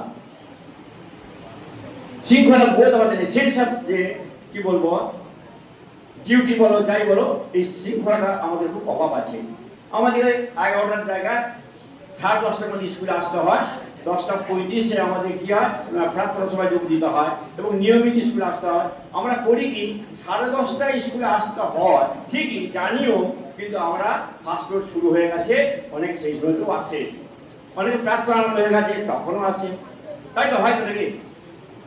এবং দেখা যায় যে যারা সময় আসে তারা কিন্তু রেগুলার বেশিরভাগ সময় আসে, আর যারা দেরিতে আসে তারা বেশিরভাগই দেরিতে আসে। তার মানে কি যারা সময় আসে তাদের লাইফটা ডিসিপ্লিন তারা শুরু করেছে, অর্থাৎ তারা ডিসিপ্লিন মেনটেন করে, তাদের মধ্যে শৃঙ্খলা আছে। আর একটা জিনিস পাংচুয়ালিটি। পাংচুয়ালিটি মানে হলো সময় অনুবর্তিতা, সময়ের সাথে চলা। মাস্টারমশাই টিউশন মাস্টারমশাই 1টা থেকে পড়াবেন বলেছেন, আমাকে 1টা দিয়ে যেতে হবে। যখন আমি 2টো যাব তখন কাজ শুরু হয়ে যাবে, অর্থাৎ মাস্টার যেখানে শুরু করেছিলেন আমি সেটা জানতে পারবো না, ফলে আমার শিক্ষা কিছু ঘাটতি হয়ে যাবে, তাই তো? তাহলে এই পাংচুয়ালিটি যদি আমি থাকি, আমি ঠিক সময় যাই, তাহলে আমি সবটাই শুনতে পাবো। আবার দেখবে যে তারা সবাইই কিন্তু লেট। একটা নাটক হবে, হেডমাস্টার বলেছেন তোমরা আসবে, আমাদের সরস্বতী পুজো উপলক্ষে 5টা ঠিক আমরা আরম্ভ করবো, একটা নাটক হবে, অমর দইওয়ালা নাটকটা হবে, ঠিক করে বলেছেন। দেখা গেল অনেকে তার আগেই চলে এসছে, নাটক কিন্তু ঘড়ি ধরে 5টা দিয়ে শুরু হয়ে গেল। যে 5:30 আসবে সে কি শুরুটা দেখতে পাবে? কি পাবে? কি পাবে? পাবে না। আবার যে 6টায় আসবে সে অনেকটাই অভাব বোধ করবে। তাহলে আমরা চাই যে তোমরা সবচেয়ে বিভব টাইম আসো, 5টায় নাটক হবে 4:30টার মধ্যে আসো, ঠিক শুরুতে তোমরা গেলে গোটাটা জানতে পারবে। ঠিক সেই ক্লাসের ক্ষেত্রে ঠিক তাই, মাস্টারমশাই পিরিয়ডটা শুরু করলেন, ঠিক তখনই একজন বলে স্যার বাথরুম যাবো, স্যার জল খাবো, শুরু করে সঙ্গে সঙ্গে। তার আগে সে বসেছিল, কেন যখন প্রার্থনা হয়ে গেল, যখন ক্লাস শুরু হবে ফার্স্ট পিরিয়ড, তখন তোমরা বাথরুম সেরে পারো না। বরং ক্লাস শুরু হলে কি হবে, যাওয়াটা ভালো। কেন ভালো? দেখ কিছুক্ষণ ক্লাসে বাইরে থাকা যাবে, ওই মাস্টার প্রশ্ন করে জিজ্ঞাসা করবেন, বাবা আমাদের দেখতে পড়ে জিজ্ঞাসা করেন, রোই দেখেছি, ওই তো লোক ক্লাসে বাইরে থাকাটাই বেশিরভাগ ভালো না।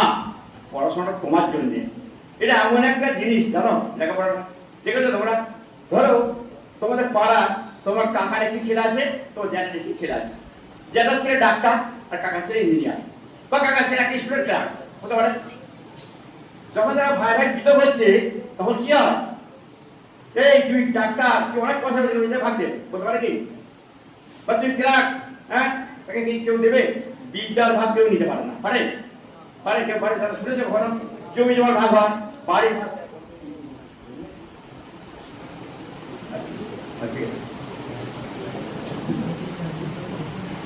বুঝেছ? এই জন্য বিদ্যা রত্নকে মহারত্ন বলা হয়েছে। চোরে চুরি করতে পারে না, জ্ঞাতি ভাগ নিতে পারে না। আর একটা জিনিস আছে কি জানো? কি বলতো? না, সব জিনিসই দেখবে খরচ করলে কমে যায়। 1 বস্তা চাল তুমি রেখে দাও, প্রতিদিন 1 কেজি করে চাল আমি নিচ্ছি, দিয়ে 30 কিলো কমে যাবে। তার বস্তাটা কি হালকা হয়ে যাবে না? কিন্তু বিদ্যা এমন একটা জিনিস, যে অঙ্ক ডেলি প্র্যাকটিস করে সে অঙ্ক কিন্তু মুখোমুখি করতে পারে, আর যে প্র্যাকটিস করে না সে অঙ্ক মনাস প্র্যাকটিস নাই। তাহলে যে ছেলেকেও পড়ে না, ভাইকেও পড়ে না, কাউ পড়ে না, আশা একটা অঙ্ক পড়ে গেছে। তাহলে কি হয়? যে বিদ্যার জিনিসটা এমনই, ব্যয় করলে বৃদ্ধি পায়, মানে চর্চা করলে জ্ঞান বেড়ে যায়, আর সঞ্চয় করলে মানে মুখ কেটে বসাইলো আমি বিরাট পণ্ডিত, জেনে দেবে পাড়ার লোক, অঙ্কন কাউকে শেখাবো না, ভাইকেও শেখাবো না, বোনকেও না, 500 পাড়ার ছেলেকেও না। তাহলে কি হবে? আশা জায়গায় সব ভুলে গেছে, অঙ্কও ভুলে গেছে, ইংরাজি গ্রামারও আর মনে নাই, একটা ইংরাজি বাক্য দিয়ে পান ভুল হয়ে যাচ্ছে। বুঝতে কথাটা? তাহলে বিদ্যার মহাধন কেন? না, চোরে চুরি করতে পারে না, জ্ঞাতি ভাগ নিতে পারে না, আর ব্যয় করলে বৃদ্ধি পায়, সঞ্চয় করলে ভয় পায়।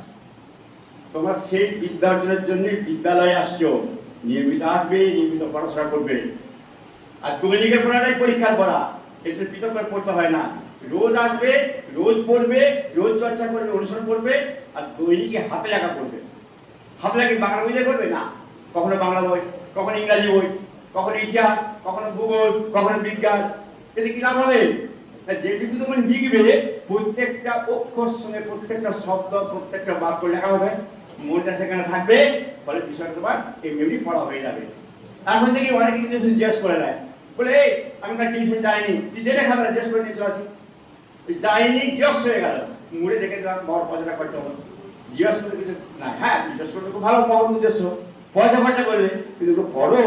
আমি দেখেছি অনেকেই মুড়ে রেখে দেয়, পড়ে না। প্রয়োজন হলে যাও নাই, ঠিক আছে, ভুল হয়ে গেছে, এবার সময় পাওনি, কারণ শরীর খারাপ হতে পারে, অসুবিধা থাকতেই পারে, জিজ্ঞাসা করবে, পড়াশোনা করবে, তো বেশিরভাগ সময় লিখবে। যাদের কথা লেখা পড়া, পড়ালেখা না, লেখা পড়া, বেশি লেখো, বেশি পড়ো, বুঝলে তো? যা দেখবে লিখবে, হাতে লেখা ভালো হবে, যেগুলো লিখে পরীক্ষা দিতে হয় তাড়াতাড়ি লিখতে পারবে, মানবল হবে না, বুঝেছে তো? খাতাটা খুব পরিষ্কার হবে। আর যেগুলো আইনি পরামর্শ আমাদের উকিল বাবুরা বা ম্যাডামরা দিয়েছেন, এই আইনি পরামর্শগুলো নেওয়ার জন্য বিহার শিশু কল্যাণ সমিতি প্রয়োজন হবেই। কিন্তু এই নাম্বারটা ভালো করে লিখে নাও, লিখে নাও, একবার জায়গায় 2-3বার জায়গায় লিখে নাও, যদি ভুল হয়ে যায় অসুবিধা করলেই ফোন করবে, কিন্তু দিন নাই রাত নাই, কার কখন বিপদ আসবে কেউ বলতে পারে? বিপদ বলে বই আসে, যখন তখন আসে। ঠিক আছে, ভালো থেকো, শুভেচ্ছা রইল, বড় হও, মানুষের মতো মানুষ হও, শুধু শিক্ষিত নয়, মানুষ হও।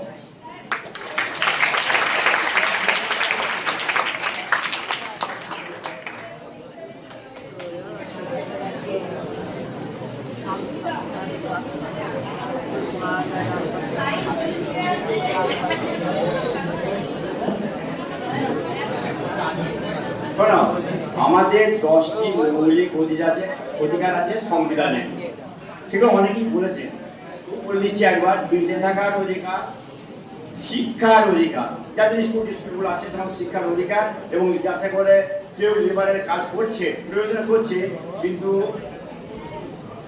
রাইট টু এডুকেশন অ্যাক্ট 2009 সালে হয়ে কি হয়েছিল জানো? সবাইকে স্কুলে আনার জন্য উদ্যোগ নেওয়া হয়েছিল। যারা বড় হয়ে গিয়েছিল, যে ক্লাসে সে ড্রপ দিয়েছিল, হয়তো 7 পর্যন্ত পড়েছে, তাকে নিয়ে এসে আবার 8-এ ভর্তি করা হয়েছিল। তার মানে কি? সকলের শিক্ষার অধিকার আইনে সবাইকে বিদ্যালয়ের আঙ্গনে আনা হয়েছিল, সর্বশিক্ষা অভিযান করে। এবং অত ছেলে মেয়ে যদি একসঙ্গে এসে যায়, তার জন্য ভয় পাওয়া যাবে কথা, এই জন্য ফাইন্যান্স অর্থাৎ স্কুলগুলোকে অ্যাডিশনাল ক্লাসরুম করারও টাকা দেওয়া হয়েছিল। এরপরে হচ্ছে সুরক্ষা, আইনি সুরক্ষা দেওয়ার জন্য এই যে পক্সো আইনের মতো অনেক রকম আইন রয়েছে, আইনি তোমরা সুযোগ সুবিধা পাবে। ওরা বলছিলেন যে মেয়েদের ক্ষেত্রে সরকারি আইনগুলো তাদের সুরক্ষার জন্য বেশি করে আছে, ছেলেদের ক্ষেত্রে কিছু কিছু লিমিটেশন আছে। কিন্তু জনসাধারণ মাত্রই আইনি ব্যবস্থা নেওয়ার জন্য যে কোনো সময় দেখবে তোমার বাবা, কাকা, জ্যাঠা বা প্রতিবেশী অনেকেই দেখবে কোর্টে যায়। কেন যায়? সেখানে আইনি সুরক্ষা পাওয়ার জন্য। বিভিন্ন জায়গায় অংশগ্রহণ করা, ছাত্র ছাত্রী হিসাবে শ্রেণীকক্ষে অংশগ্রহণ, খেলার মাঠে অংশগ্রহণ, কোনো নাটক হচ্ছে বা কোনো ফাংশন হচ্ছে সেখানে অংশগ্রহণ তোমরা করতেই পারো, এইগুলো তোমাদের রাইট। উন্নয়ন, যে কোনো ডেভেলপমেন্টের কাজে ছেলেমেয়েরা অংশ নিতে পারবে, যে কোনো। স্বাস্থ্য সুস্থতা, তোমার যাতে স্বাস্থ্য এবং তোমরা যাতে সুস্থ থাকো এই জন্য দেখবি বিভিন্ন জায়গায় চিকিৎসা ব্যবস্থা রয়েছে। দেখো না যে বাচ্চাদের জন্য পালস পোলিও যে কর্মসূচি আজও চলছে। কেন জানো পালস পোলিওটা কি?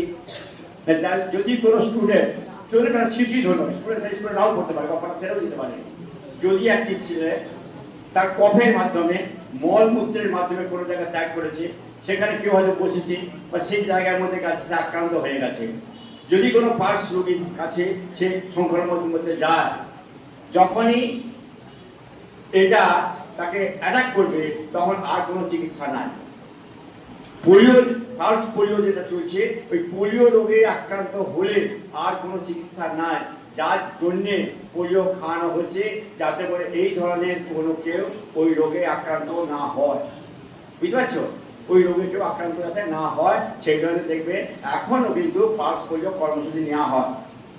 এমনকি পাশে ট্রেনেতেও দেখবে যে যারা হেলথে কাজ করে তারা পোলিও ড্রপ খাওয়ার জন্য তারা সেখানে ঘুরছে। এমনকি যদি দেখা যায় এখানকার কোনো বাচ্চা সে চলে গেছে ভেতরে চিকিৎসা করার জন্য তার মায়ের সাথে, সে সেখানেই তাকে ফার্স্ট ড্রপ দেওয়া হবে।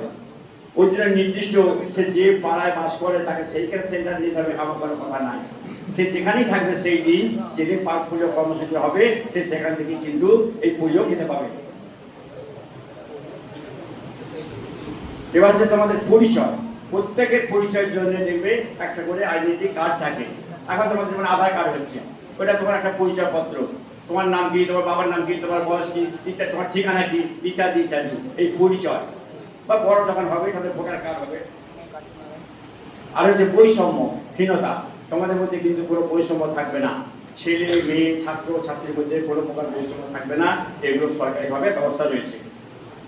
নিরাপদ পরিবেশ, তোমাদের নিরাপত্তার জন্য তোমরা স্কুলে এসেছো, স্কুলে কোনো সমস্যা হয়েছে বা কোনো জায়গায় নিরাপত্তার অভাব বোধ করছো, তোমার প্রধান শিক্ষক মশাইকে বলবে। তোমার এলাকায় কিছু হলে সেখানে প্রধান বাবুকে বলবে, গ্রাম পঞ্চায়েতের প্রধান রয়েছে বা তোমাদের যে গ্রাম সংসদ সেখানে মেম্বার বলবে। এবং বিশেষ ক্ষেত্রে তোমরা কি করবে, তোমরা থানার সাহায্য সুযোগ দিতে পারো। তবে বলবো যে হুট করে থানা না গিয়ে তোমরা ওই তোমাদের বাড়ির লোককে বলবে, তারা যেটা প্রয়োজন মনে করবে সেটা করবে। আর তোমরা আমাদের বিহানের ফোন নাম্বারে ফোন করে তোমরা যে কোনো প্রকার তোমার শারীরিক থেকে আরম্ভ করে তোমাকে যদি মেন্টাল টর্চারিং করছে, শুধু এটাই নয়, এমন হয়তো হলো যে তুমি অসুস্থ হয়ে পড়েছো, তুমি আমাদের সঙ্গে এই ব্যাপারে যোগাযোগ করলে, তোমার কোনো একটা অসুবিধা হয়েছে যে বাড়িতে টাকা নেই, হসপিটালে ভর্তি হতে পারছো না, বা তোমাকে ব্লাড দেওয়ার ব্যাপারে কেউ এগিয়ে আসছে না, তুমি জানো না ব্লাড ব্যাংক কোথা থেকে আছে বা কার কাছে সাহায্য পাবো, তোমরা ফোন করলে ওনারা অন্ততপক্ষে একটা ঠিকানাও দিতে পারবে। আমরা মানব কল্যাণে নিয়োজিত, আমরা তাদের প্রতিনিধি স্বরূপ তোমাদের কাছে একটা ক্লাসরুমে ক্লাস করার মতো তোমাদের অ্যাওয়ারনেস সচেতনতা বৃদ্ধির জন্য আমরা এসেছি। এই সুযোগ তোমরা পাবে। প্রথমেই তোমরা কিন্তু যে কোনো সমস্যায় হোক না কেন, মেয়েরা অন্ততপক্ষে মাকে নিজের বন্ধুর মতো সব কথা বলবে। মনে মনে এই সংকল্প রাখবে যে আমি এমন কিছু করব না, যার কাছে গোপন করে না, মায়ের কাছে গোপন করো না, খুব ভুল হবে। যাই হোক, তোমাকে বিরক্ত করো সেটাও যেমন, ভালো কথা বললো কাকে বলবে, কেউ নিমন্ত্রণ করলো মাকে বলবে, হয়তো তুমি শহর বাড়ি চলে গেছো, খেতে স্কুল থেকে চলে গেছো, মাকে বলে আসনি, ফোনও নাই, কারোর বন্ধুকেও ফোন করবে মাকে যে মা, তা নাহলে মায়ের যদি ফোন না থাকে, এখন মায়ের সবার মায়ের ফোন, তবু বললাম পাশে বাড়ি কারো ইয়েতে ফোন করবে, তবু তোমরা মাকে কিন্তু সব কথা বলবে। স্কুল ছুটি হলে বাড়ি যাওয়াটা খুব স্বাভাবিক নিয়ম, বাড়ি না গিয়ে যদি কোনো সময় বন্ধু বাড়িতে দাও, মা বাবা খুব চিন্তা করবে, টেনশন করবে, সেটা না হয় এটা তোমরা কিন্তু এই ব্যাপারে সচেতন থাকবে। এইগুলো আমার বক্তব্য শেষ করছি। সব সময় তোমাদের পাশে জ্ঞান শিশু কল্যাণ সমিতি আছে, তার ফোন নাম্বার নিয়ে রাখবে। আলোচনা করে দেখুন একটি হয়। নমস্কার।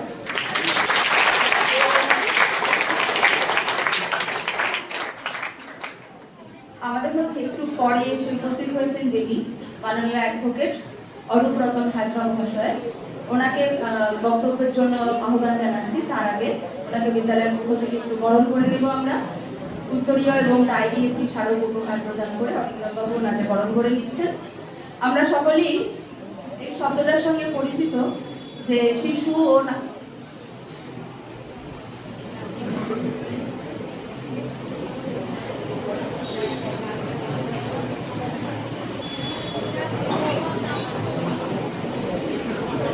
তো আমরা নারী ও শিশু পাচার বিষয়টাতে ভীষণভাবে অবগত, প্রায়শই খবরের কাগজের শিরোনামে বা টিভিতে দেখতে পাই। ওই বিষয়ে অরূপ রতন হাজরা মহাশয় বললেন। তার আগে ওনাকে বরণ করে নিচ্ছেন মাননীয় অরিন্দমবাবু এবং মাননীয় সৌরভ লাহা অ্যাডভোকেট মহাশয়। উনিও পরে এসে উপস্থিত হয়েছেন। ওনাকেও আমরা বিদ্যালয়ের পক্ষ থেকে বরণ করে নেব এবং তারপর অরূপ রতন হাজরা মহাশয়কে আমি আহ্বান করব।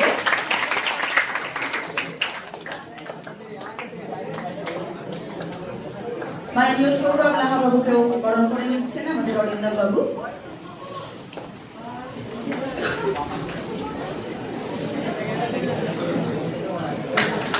আরো একবার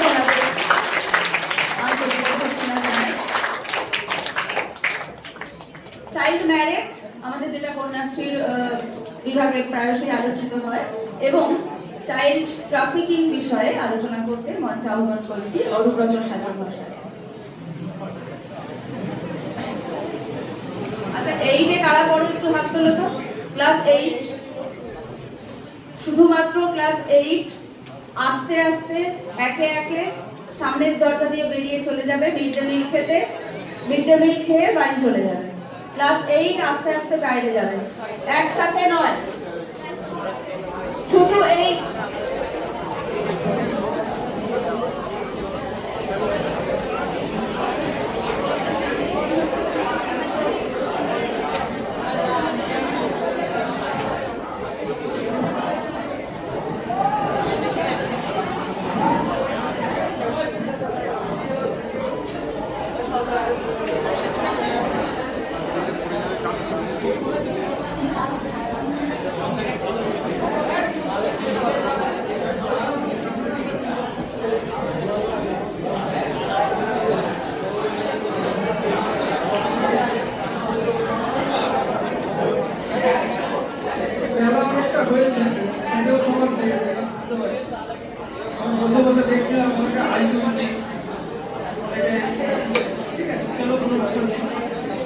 আমরা আজকে এসেছি তোমাদের সাথে আইনি বিষয় নিয়ে কিছু আলোচনা করার জন্য।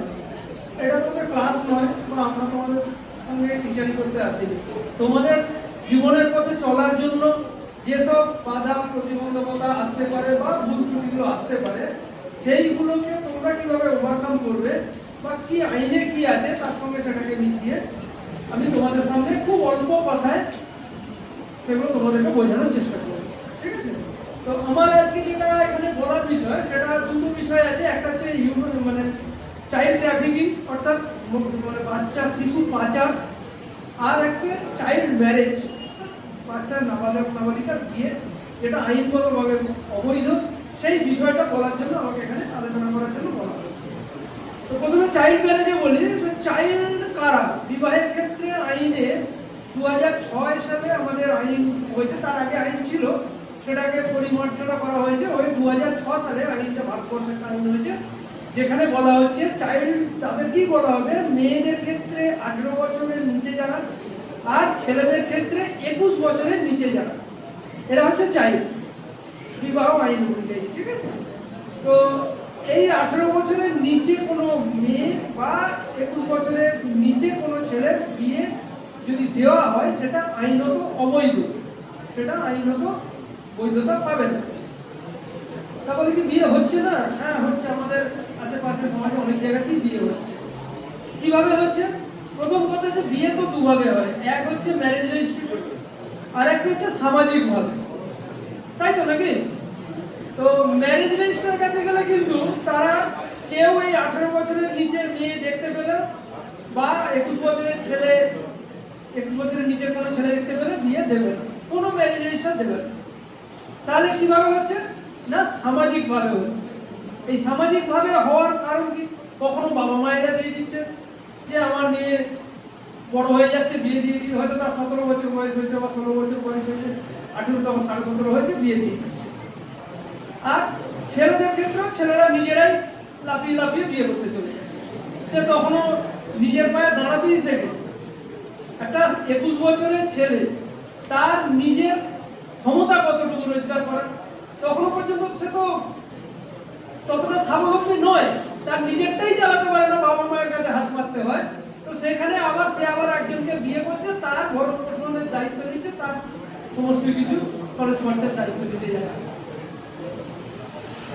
এবং এই বিয়েটা করলে কি হবে, আমি বেশি বড় করছি না, আইনে কি আছে, আইনে যদি কোনো বাবা মা তারা বিয়ে দিয়ে দেয়, তাহলে সেই বাবা মায়ের যারা বিয়েটা দিল যদি জানতে পারে প্রশাসন, তাহলে কিন্তু তাদের বিরুদ্ধে মামলা হবে এবং ওই বাবা মায়ের 2 বছরের জেল এবং 1 লক্ষ টাকা জরিমানা।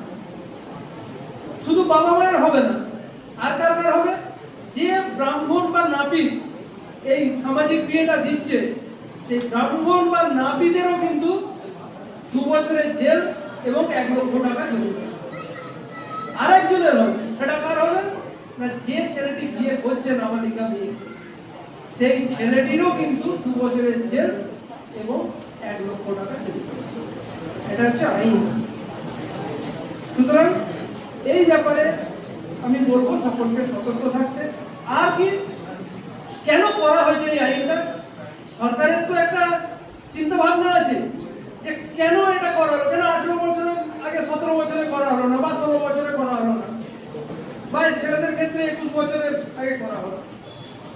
সরকার দেখেছে সমস্ত কিছু দেখে যে আমাদের দেশের যে জলবায়ু, সেই জলবায়ু অনুযায়ী একটা ছেলের শারীরিক এবং মানসিক পরিপূর্ণতা পেতে 21 বছর সময় লাগে। ঠিক সিমিলারলি একটা মেয়ের ক্ষেত্রেও তার শারীরিক গঠন এবং মানসিক ভাবে গঠন দৃঢ়তা, এটা আসতে গেলে মিনিমাম 18 বছর সময় লাগে। একটা 18 বছরের মেয়ে সেই সময় তার স্কুলে যাওয়ার বয়স, তার কলেজে যাওয়ার বয়স, তার বন্ধুদের সঙ্গে খেলার বয়স, সেটা কি তার বিয়ে করার বয়স?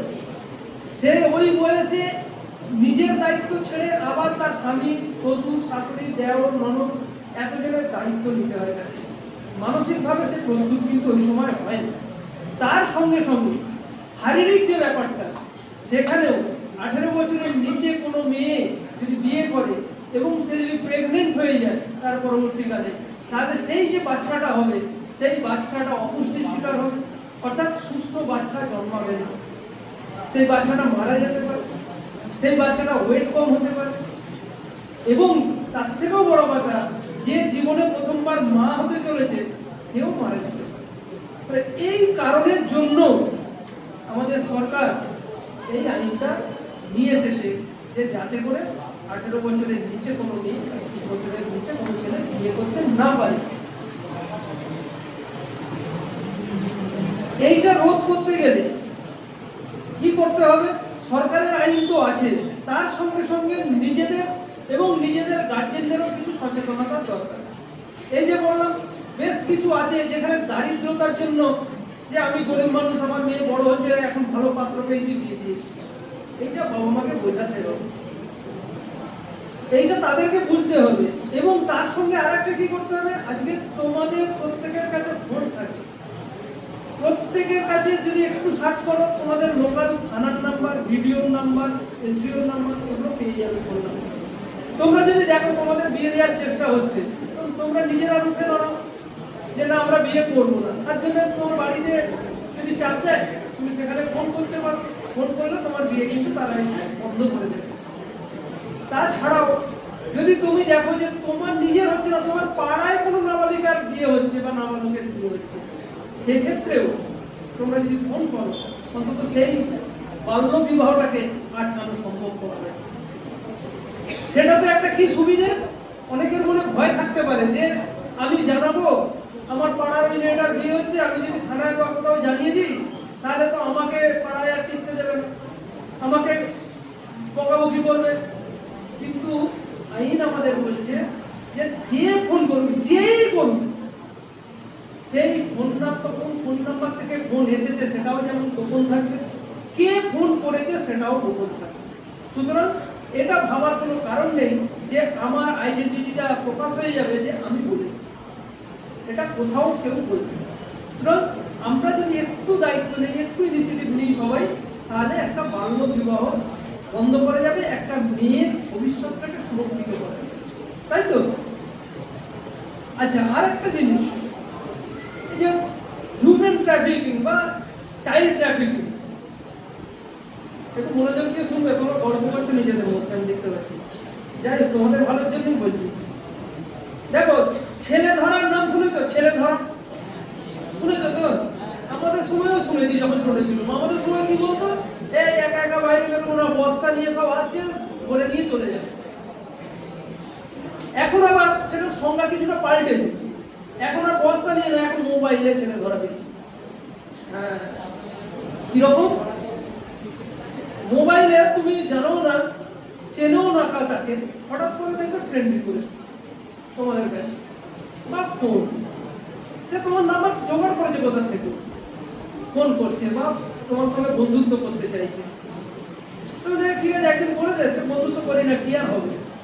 এই যে তার সঙ্গে বন্ধুত্ব করলে, সে তোমাকে বিভিন্ন রকম প্রলোভন দেবে, তোমাকে রানী করে রাখবো, তোমাকে চাকরি করে দেবো, তোমাকে আমার 5 তলা বাড়ি আছে, 3খানা গাড়ি আছে, সেসবের মালিক হয়ে যাবে আমাকে বিয়ে করলে, এইসব বলে প্রলোভন দেখাবে। তুমি কিন্তু জানো না তার আদৌ, হ্যাঁ সে ছবিতে কিছু পাঠিয়ে দেবে, কিন্তু সেই ছবিতে তুমি কখনো যাচাই করতে যাচ্ছ না যে হ্যাঁ ওই ছবিটা সত্যি করেই তার কিনা কি অন্য কারো বাড়ির ছবি বা গাড়ির ছবি। আমি তো একটা গাড়ির সামনে দাঁড়িয়ে ছবি তুলে বলতে পারি এটা আমার গাড়ি, তাই না? কিন্তু কেউ এটা যাচাই করছে না। তখন কি হচ্ছে, ওরা এই হাতটা পাচ্ছে, পেটে ঘর থেকে বের করে নিচ্ছে, নিয়ে যে চলে যাচ্ছে, তারপর সে জানে না তার ভবিষ্যৎটা কি। যে ছেলে বা মেয়ে আজকে পড়াশোনা করছে, যার সামনে একটা উজ্জ্বল ভবিষ্যৎ, যার চোখে অনেক স্বপ্ন, যার বাবা মায়ের অনেক স্বপ্ন তাকে ঘিরে, সে কিন্তু এই ভুলটা যখনই করে ফেলছে, তখন সেই ছেলে বা মেয়েকে ওরা যদি একবার নিয়ে যেতে পারে, তাহলে তার আর এই জীবনে বাড়ি ফেরার চান্স কিন্তু খুব কম, 1%, 99% আর নেই। এবার কি করে, এই ছেলে মেয়েগুলোকে নিয়ে দেখবে তোমরা যদি বিভিন্ন জায়গায় বেড়াতে ঘুরতে যাও বাবা মায়ের সঙ্গে, দেখবে রেল স্টেশনের পাশে কারো হাত কাটা পা কাটা বসে ভিক্ষে করছে। এরা কিন্তু জন্ম থেকে হাত কাটা পা কাটা না, এরা কিন্তু এই ট্রাফিকিং এর শিকার। এটা একটা গ্যাং আছে, সেই গ্যাংটা কি করে, এইগুলোকে নিয়ে যাবে, নিয়ে গিয়ে তোমার হাত পা কেটে বাদ দিয়ে দিল, দিয়ে তোমাকে ওই রেল স্টেশনের ধারে বা কোথাও বসিয়ে দেবে, পার্টি দিয়ে বসিয়ে দিবে। তুমি সারাদিন সেখানে যা রোজগার করবে, সেই রোজগারের পয়সা কিন্তু তুমি পাবে না, তুমি ওখানে শুধু খেতে পাবে, ওই টাকা কিন্তু তারা দেবে। এরকম যদি 50 জনকে ওরা রেখে দেয় বিভিন্ন রেল স্টেশনে বা বাস স্ট্যান্ডে, ওদের সারাদিনে কিন্তু 1000 টাকা করে প্রত্যেকের কাছ থেকে পেলে, তার সারাদিনে 50,000 টাকা তার রোজগার। তুমি কিন্তু ওই দুবেলা খেতে পারবে, তার বেশি পাবে।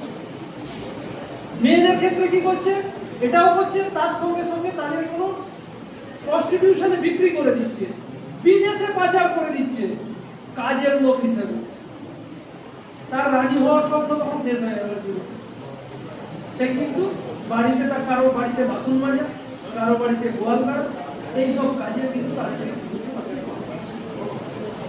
সুতরাং আজকের দিনে দাঁড়িয়ে, আজকে ইন্টারনেটের দিনে দাঁড়িয়ে নিজেদেরকে অনেক সজাগ হতে হবে। ইন্টারনেট ভালোর জন্যও যেমন আছে, খারাপের জন্যও আছে। আমরা এই বয়সে যদি আমরা খারাপের দিকটা নিই, তাহলে আমরা খারাপের দিকে যাবো, আর যদি ভালোর দিকটা নিতে চাই, তাহলে নিশ্চয়ই আমাদের জীবনটা আরো রঙিন হবে, আরো সুন্দরভাবে আমরা কাটাবো। আমি এইটুকু বলে আমার বক্তব্য আজকে শেষ করছি। পরবর্তী বক্তা আছে, তোমাদের খিদে পেয়েছে।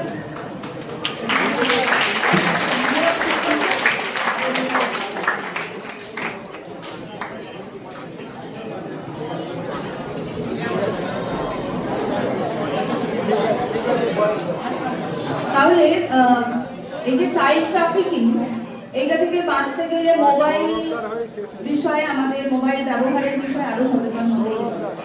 তো সেই সাইবার ক্রাইম বা মোবাইলকে কেন্দ্র করে যেসব অপরাধগুলোর মধ্যে আমরা জড়িয়ে পড়ি বা কুকর্মের মধ্যে জড়িয়ে পড়ি বা শিকার হই, সেই বিষয়ে আমাদের বলার জন্য মঞ্চে আহ্বান করছি মিস্টার সৌরভ লাহা মহাশয়কে।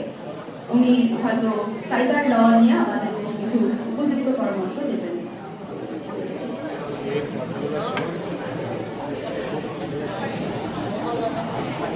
বন্ধুরা আরেকটু বাড়ি, আমি একটা ভালো খবর দিই যে আমার পর আর বক্তা নেই, তার মানে তোমাদের বাড়ি যাওয়াটা খুব তাড়াতাড়ি হচ্ছে। একটু বলে দেন, অল্প সময়ের জন্য বলবো। সাইবার ল একটু জেনে রাখা ভালো। আমি বলে দিই কেন ভালো। সাইবার ল জিনিসটা কি? আমাদের আইনের ভাষায় বলে anything you do with your internet that comes under cyber law. মানে ইন্টারনেট ব্যবহার করে তুমি যা করবে তাই সাইবার ল আওতায় করবে। ভালো লাগছে শুনতে? এরপর বলো যে আমি প্রথমেই আসি যেন তোমাদের কাজে লাগবে এই মুহূর্তে। সাইবার ল অনেক বড় ব্যাপার, বড় জিনিস, সবটা তো একদিনে হবে না। আমাদেরকে আবার আসবো, আমাদের তোমাদের স্কুলের টিচাররা রয়েছেন, আরো ডিটেলসে তোমাদেরকে বোঝাবে। তো সোশ্যাল মিডিয়া সম্বন্ধে অবগত কতজন আছে মোটামুটি হাত তুলুন তো? ফেসবুক, ইনস্টাগ্রাম, টুইটার অনেকেই আছে। অনেকে ভয়ে হাত তুলছে না, অনেকে আবার তুলছে। ঠিক আছে, এই কারণে আমি তোমাদের জানতে চাইলাম যে আমরা সকালে ঘুম থেকে উঠে মানে কারোর মুখ দেখি বা না দেখি মোবাইলে একটু দেখতেই হয় নাকি, অন্তত কটা বাজছে, তাই তো? যাই হোক, তাহলে আমি কেন বলছি কথাটা তোমাদের বোঝার জন্যই বলবো যে আমাদের এই সাইবার ল আমাদের ভারতবর্ষে কম্পিউটার, আমরা সবাই জানি বিজ্ঞানের আশীর্বাদ। তাহলে বিজ্ঞানের আশীর্বাদটা আমরা নেব না? অবশ্যই নেব। এখন একটা স্কুলের প্রজেক্ট করতে গেলে কম্পিউটার লাগবেই, কারণ গুগল ছাড়া আমাদের প্রজেক্ট কমপ্লিট হবে না। তেমনি মোবাইল। তাহলে আমি সোশ্যাল মিডিয়া শুরু করি প্রথমে, তারপর বাকিটা বলছি। সোশ্যাল মিডিয়ায় কয়েকটা জিনিস, ইম্পর্টেন্ট জিনিস তোমাদের কাছে শেয়ার করা। তোমরা এই বয়ঃসন্ধিকাল, তোমরা আস্তে আস্তে এই বালক বালিকা থেকে যুবক যুবতীর দিকে যাচ্ছ। আর কদিন পর তোমরা স্কুল থেকেই মোবাইল পাবে, তাহলে সবই তোমাদের অ্যাক্সেস হাতেই আসবে। এই সোশ্যাল মিডিয়াতে কয়েকটা জিনিস আমরা মেনে নিতে বলি কেন তোমাদেরকে, মানে আমি শিখেছি, তোমাদেরকে শিখাচ্ছি, এটাই হচ্ছে কারণ। আর আমি চাইবো শুধু তোমরা নয়, তোমরা আরো তোমাদের বন্ধু বান্ধব, তোমাদের পরিচয় সবাইকে এই বার্তাগুলো পৌঁছে দিও। প্রথমত, সোশ্যাল মিডিয়াতে কিছু পার্সোনাল ডাটা থাকে যেগুলো শেয়ার করা উচিত নয়। যেমন প্রোফাইল পিকচার, বা আমরা নিজেরাই বলে দিই আমরা এখানে বেড়াতে যাচ্ছি, আমি এই স্কুলে পড়ি, আমি আমার মোবাইল নাম্বারে, এই যে আমরা এগুলো শেয়ার করি না, আলটিমেটলি করতে কোনো বাধা নেই, কিন্তু কিছু হ্যাকার থাকে, কিছু যারা সাইবার ক্রাইম করে, দেখলে তোমার কাছে হঠাৎ করে একটা ফ্রেন্ড রিকোয়েস্ট এলো, তুমি তাকে জানো না, শুনো না, চেনো না, তাহলে অনেকে কি করে ফ্রেন্ড রিকোয়েস্ট, আমার বন্ধু বাড়াতে হবে। এটা নয়, বন্ধু বাড়ানোর উদ্দেশ্য নয়। সোশ্যাল মিডিয়ায় বন্ধু, অবশ্যই বন্ধুত্ব থাকবে সবার সাথে, কিন্তু এই সুযোগ কাজে লাগিয়ে আমি তোমাকে আমার পার্সোনাল একটা অভিজ্ঞতা বলি। আমি হঠাৎ করে একদিন দেখছি আমার প্রোফাইল পিকচার ব্যবহার করে একটা ফেসবুক অ্যাকাউন্টে আমরা ফ্রেন্ড রিকোয়েস্ট পাঠিয়েছি, যে অ্যাকাউন্টটাই আমার নয়। বুঝতে পারছো? মানে আমার প্রোফাইল পিকচার, আমার নাম, সবকিছু আমার, কিন্তু আমার প্রোফাইল ওটা নয়। সঙ্গে সঙ্গে আমি কি করলাম, ওটা রিপোর্ট করলাম। রিপোর্ট করলে কি হবে, সঙ্গে সঙ্গে ব্লক না হলেও ওটা নজরাধীন আওতায় চলে আসে। মানে সুপারভিশন যারা করে আমাদের সাইবার সিকিউরিটিতে, তাদের নজরাধীন চলে আসে। এই যে আমি তোমাকে বললাম প্রোফাইল পিকচার, আমি যেগুলো বলছি সবাই সবটা নাও করতে পারে, কিন্তু কিছু কিছু জিনিস পার্সোনাল রাখা উচিত। দেখো ওখানে অপশন থাকে সোশ্যাল মিডিয়ায় যে এটা পাবলিক শেয়ার করা যাবে না পার্সোনালি রাখবে, ওটা পার্সোনাল রাখা উচিত। যেমন মোবাইল নাম্বার, আমি কোন স্কুলে পড়ি, আর এই যে ফ্রেন্ড রিকোয়েস্ট পাঠিয়েছে, ছেলেদের থেকে বেশি মেয়েদের সাথে বেশি হবে। এটা কেন বলছি আমি, অনেক ফ্রেন্ড রিকোয়েস্ট আসবে তুমি চিনো জানো না, তাহলে আমাদের আইনের ভাষায় বলে চুজ ইওর ফ্রেন্ড ওয়াইজলি। কোশ্চেনটা মাথাতে আসবে যে আমাকে ফ্রেন্ড রিকোয়েস্ট কেন পাঠিয়েছে, আমার সাথে তার কি দরকার, তাকে তো আমি চিনি না, জানি না, সে আমার কমন ফ্রেন্ডও নয় বা ফ্রেন্ডের ফ্রেন্ডও নয়, কেউ নয়, তাহলে কেন অ্যাকসেপ্ট করবো? এই জায়গাটায় তুমি যখনই অ্যাকসেপ্ট করলে একটা আননোন নাম্বার থেকে, সে অনেক প্রলোভনজনক মেসেজ পাঠাবে, অনেক, মানে আমাদের বয়ঃসন্ধিকালটা কেন বললাম, আমাদের অনেক জানার, অনেক বোঝার, এই সময়টা অনেক আমাদের আগ্রহ থাকে। যেটা বারণ করবে সেটা বেশি পড়বে, তাই না? এটা আমরাও করেছি বাবু, এটা মানে ভয়ের কিছু নয়। তার থেকে যেটা ওরা করে কি, ওই হঠাৎ করে ওই নাম্বার বা প্রোফাইল থেকে ভিডিও কল চলে আসবে। তুমি জানো না, জানো তোমার কোনো মনে অসুবিধা নেই, ভিডিও কল এসছে তুমি ভুলে গেলে। ওই কয়েক সেকেন্ডের যে তুমি মানে এমন ভিডিও কলগুলো আসছে অফসিন, যেগুলো ভালো নয়, একদমই খারাপ। ওই কয়েক সেকেন্ডে তুমি রিসিভ করলে তোমার মুখটা ভিডিও কলে দুপক্ষ দেখা যায়, তাকে তুমি দেখতে পাবে, তোমাকে তারা দেখতে পাবে।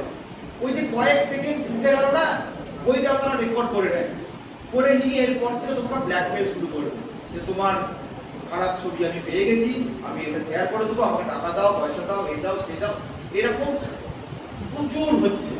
সেই কারণে বলছি যে মোবাইল, ইন্টারনেট আমরা সব ব্যবহার করবো, সব করবো, কিন্তু কিছু মানে কিছু মেনে, যেমন কিছু সাসপিসিয়াস লিঙ্ক থাকে, যেমন আমরা গুগল পেজে ঢুকেছি, কে দেখবে যেটা কোনো একটা যেটা থাকা উচিত নয়, সাসপিসিয়াস একটা লিঙ্ক, যেখানে তোমার ইন্টারেস্ট জাগলো, তুমি ক্লিক করে দেবে, ওইটা তোমার পার্সোনাল ডাটা। তো ধরো তোমার মোবাইলে তুমি করছো, আমার বাবার মোবাইল দিয়ে করছো, এই বয়সে তো মোবাইল নেই, বাবার মোবাইল দিয়ে করছো, বাবার এটিএম পিন নাম্বার সেভ থাকতে পারে, বাবার ব্যাংক অ্যাকাউন্ট সেভ থাকতে পারে, অনেক কিছু থাকতে পারে, বা অনেকে মোবাইলে থাকেও, ওইগুলো শেয়ার হয়ে যাবে। এখন তো কেনাকাটা তো পকেটে পয়সা নিয়ে তো যায় না, সবাই তো মোবাইল থাকলেই হয়, বা অনলাইন পেমেন্ট করে দেবো। এই জন্য আমাদের সাইবার ল সম্বন্ধে একটা বেসিক নলেজ থাকা উচিত, যে আমরা কোনটা করব কোনটা করব না। আর বেশি কিছু বক্তব্য বাড়াবো না, আমি শুধু এটা বলবো যে আমাদের এই সাইবার ল প্রোটেকশন দেওয়ার জন্য অনেক আইন আছে, ইনফরমেশন টেকনোলজি অ্যাক্ট আছে, অনেক কিছু আইন আছে, এবং প্রচুর এথিক্যাল হ্যাকার আমাদের আছে, গভর্নমেন্ট যেগুলোকে বেতন দিয়ে মানে রেখেছে দেখার জন্য আছে। কিন্তু তা সত্ত্বেও যদি আমরা সচেতন না হয়, তাহলে আমাদের বিপদ আমরাই ডেকে আনবো। সেই কারণে আর এই যে জিনিসটা তোমার সাসপিসিয়াস লিঙ্কে ক্লিক করলে, এমন কোনো লিঙ্কে ক্লিক করলে যেখানে, আর ইন্টারনেট একটা জিনিস মাথায় রাখবে, তুমি এখানে বসে ব্যবহার করো, যেখানে বসে ব্যবহার করো, তোমার মোবাইল হোক, কম্পিউটার হোক, ওটা একটা আইপি অ্যাড্রেস হয়। মানে যদি ট্র্যাক কেউ করবো বলে, তাতে গভর্নমেন্টই হোক বা কোনো হ্যাকারই হোক, যাই হোক, তোমার তুমি কোন স্থানে বসে, কোন ডিভাইস থেকে, কোন প্লেসে বসে করছো, সঙ্গে সঙ্গে বেরিয়ে যাবে। তাহলে এটা ভাববে না যে আমি এখানে আর কোনো জিনিস লাইক করা, শেয়ার করা, দেখে শুনে ভেবে চিন্তে করবে। মানে এরপর তোমাদের তো এই অল্প বয়স, এখন জানো না, সেটা কি হয়, তুমি একটা এমন একটা জিনিস করে ফেললে আনইনটেনশনালি, না বুঝে করে ফেললে, যাতে তোমার একটা বিরাট ক্ষতি হয়ে গেল, তুমি একটা কেসের সম্মুখীন হয়ে গেলে। এই কারণে আমি বলবো, সচেতন থাকো, সুস্থ থাকো, প্রচুর পড়াশোনা করো, মোবাইল অবশ্যই কম দেখবে। আগে স্যার বলে গেলেন, মোবাইল মানে রিল দেখে সময় নষ্ট করা উচিত নয়। তবু আমরা সবাই দেখি, একটু একটু দেখলে আমার মনে হয় ক্ষতি নেই, কিন্তু পড়াশোনাটা ফাস্ট। এবং মোবাইলের মধ্যে যে ভালো দিকগুলো আছে, ইন্টারনেটে মোবাইলে কথা বলা ছাড়া আর মানে ছবি তোলা, রাখা, এছাড়া ভালো দিক কিছু নেই। ইন্টারনেট ছাড়া মোবাইল তো বেকার, ইন্টারনেট কেটে দিলে তোমার মোবাইল আর দেখবে না, পরিষ্কার হবে। সেই জন্য বলবো, ইন্টারনেটটাকে যত্ন সহকারে ব্যবহার করবে, নিশ্চয়ই করবে। এই বলে